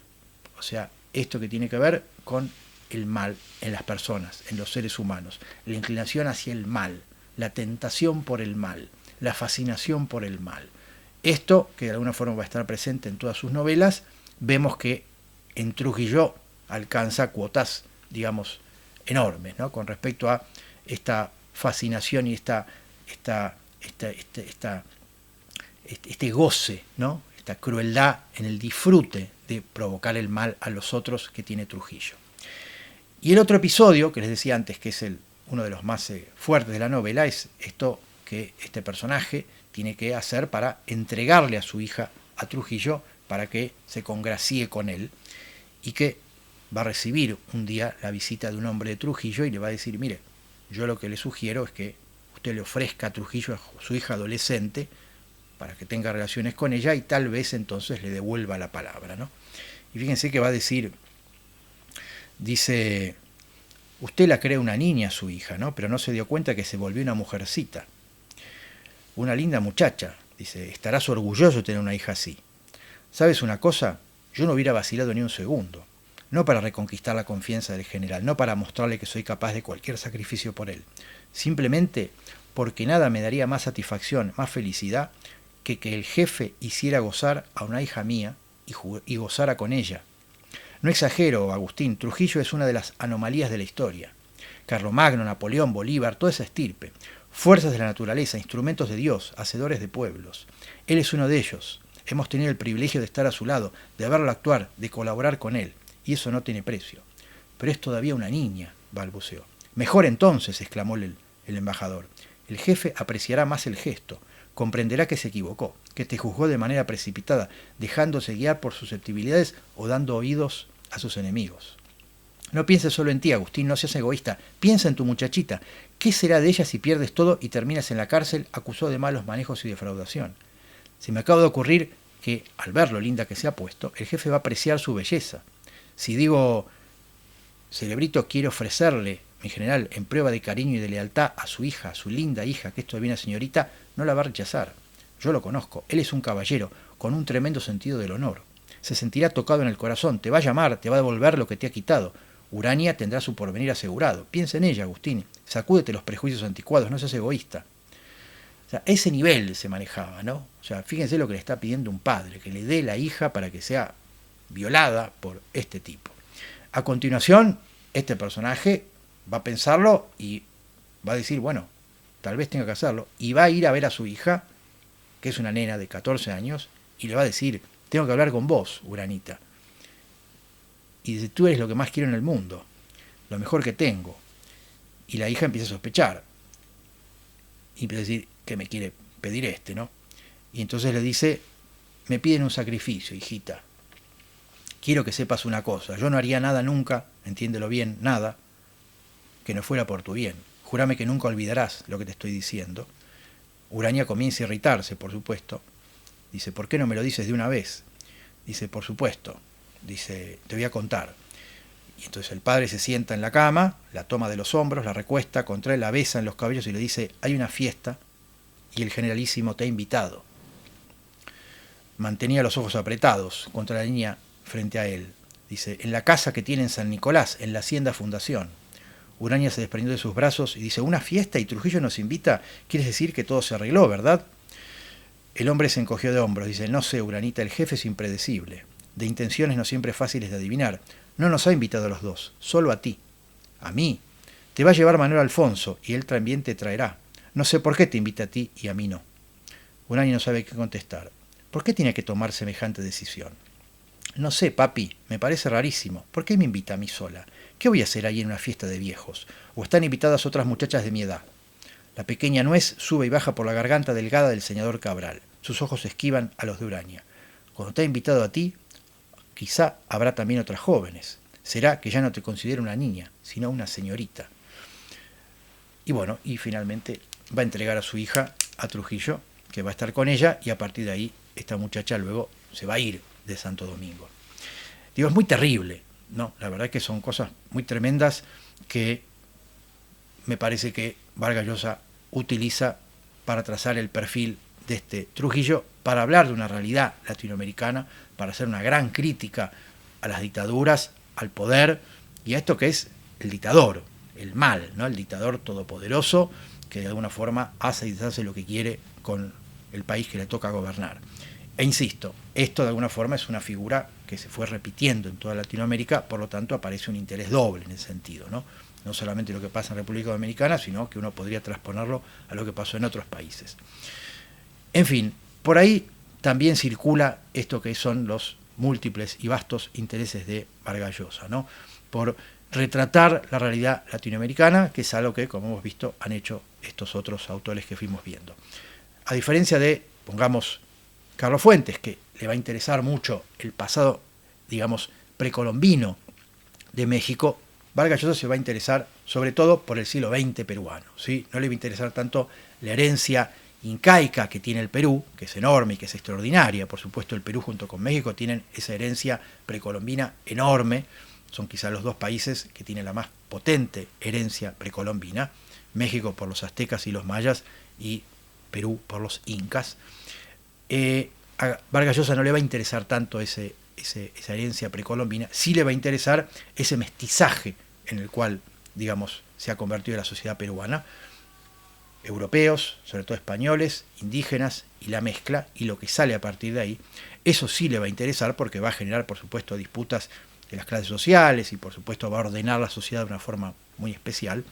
Eso le va a interesar el siglo XX a partir de los años 50, es decir, a partir de que él empieza, digamos, como adolescente a recordar su niñez, su adolescencia y después ya su juventud en Perú, y ese va a ser el material con el cual se van a ir construyendo sus novelas. Pero, insisto, no le interesa tanto ese pasado peruano, sí ese presente, sobre el cual va a ser muy crítico, entre otras cosas porque él se va a exiliar, se va a tener que ir, y lo va a contrastar un poco muchas veces con esos mismos personajes en Europa. Vamos a ver que muchas novelas de él, los personajes se van a Europa, viven en Europa, como por ejemplo en Travesuras de la Niña Mala, o por ejemplo La Tía Julia del Escribidor. Es decir, hay muchos episodios en sus novelas en los cuales aparece esta idea de el contraste entre la vida en Europa y la vida en América, las realidades de las sociedades latinoamericanas y las sociedades europeas, y hay toda una reflexión de Vargas Llosa respecto a esto, ¿no? Que es un poco lo que le ocurrió a muchos otros escritores de los años 50, 60 y 70, ¿no? Sobre todo épocas de dictaduras, ¿no? Y teniendo ahí la Revolución Cubana como un faro, si se quiere. En fin, creo que, para ir terminando, Vargas Llosa es uno de los cuatro, es uno de los más importantes escritores probablemente del idioma español del siglo XX, no creo que digo nada nuevo diciendo esto, creo que vale la pena leerlo, creo que tiene cosas que realmente valen la pena. Uno puede estar o no de acuerdo con sus ideas políticas, uno puede estar de acuerdo o no con el personaje público Vargas Llosa, pero creo que es un gran escritor y es un gran ensayista. Por eso les digo, quizá por el lado de la ficción o quizá por el lado del ensayo, pero creo que en algún momento hay que acercarse a Vargas Llosa porque realmente es un tipo que tiene muchas cosas para decir, es un tipo muy valioso en ese sentido, insisto, como escritor, como literato, como tipo que piensa la literatura, y creo que tiene ideas muy interesantes respecto a la mirada que él fue poniendo sobre determinados escritores, determinadas novelas, ¿no? Hay mucho sobre eso, ya les digo, ensayos sobre Víctor Hugo, sobre Onetti, sobre la novela en sí, ¿sí? La verdad de las mentiras, uno de los libros que yo cito mucho, es un libro sobre la novela, sobre su propia obra, sobre La Casa Verde, sobre Flaubert. Es decir, hay mucho ensayo de Vargas Llosa sobre literatura y creo yo que vale mucho la pena. O sea que a sus obras de ficción se suma esto que es sus ensayos. Por eso digo que me parece que es un escritor muy vasto, que creo que vale la pena. En fin, terminamos con este cuarto escritor. La clase que viene nos vamos a ocupar de otros escritores del boom y un poco también del post-boom, pero bueno, con Vargas Llosa se cierra estos cuatro escritores más conocidos, más relevantes y los más representativos del boom. Así que bueno, espero que les sirva un poco como para estas charlas como excusas para acercarse a alguno de ellos. Tal vez a algunos les interese más o menos, tal vez algunos los conocían, a otros no, pero sí ir a ver un poco de qué se trata aquello sobre lo que escriben. Bueno, terminamos aquí, nos vemos la próxima clase, la sexta y última del curso, para hablar de eso, de los otros escritores del boom. Vamos a hablar de Donoso, de Manuel Puig, de Cabrera Infante y por supuesto del post-boom, de los escritores que continuaron un poco en la tradición de ciertos elementos que el boom había planteado, ¿no? Isabel Allende, por ejemplo, como una de las más conocidas. En fin, nos vemos la próxima, espero que la hayan pasado bien y nada, muchas gracias por estar ahí, nos vemos. Chao.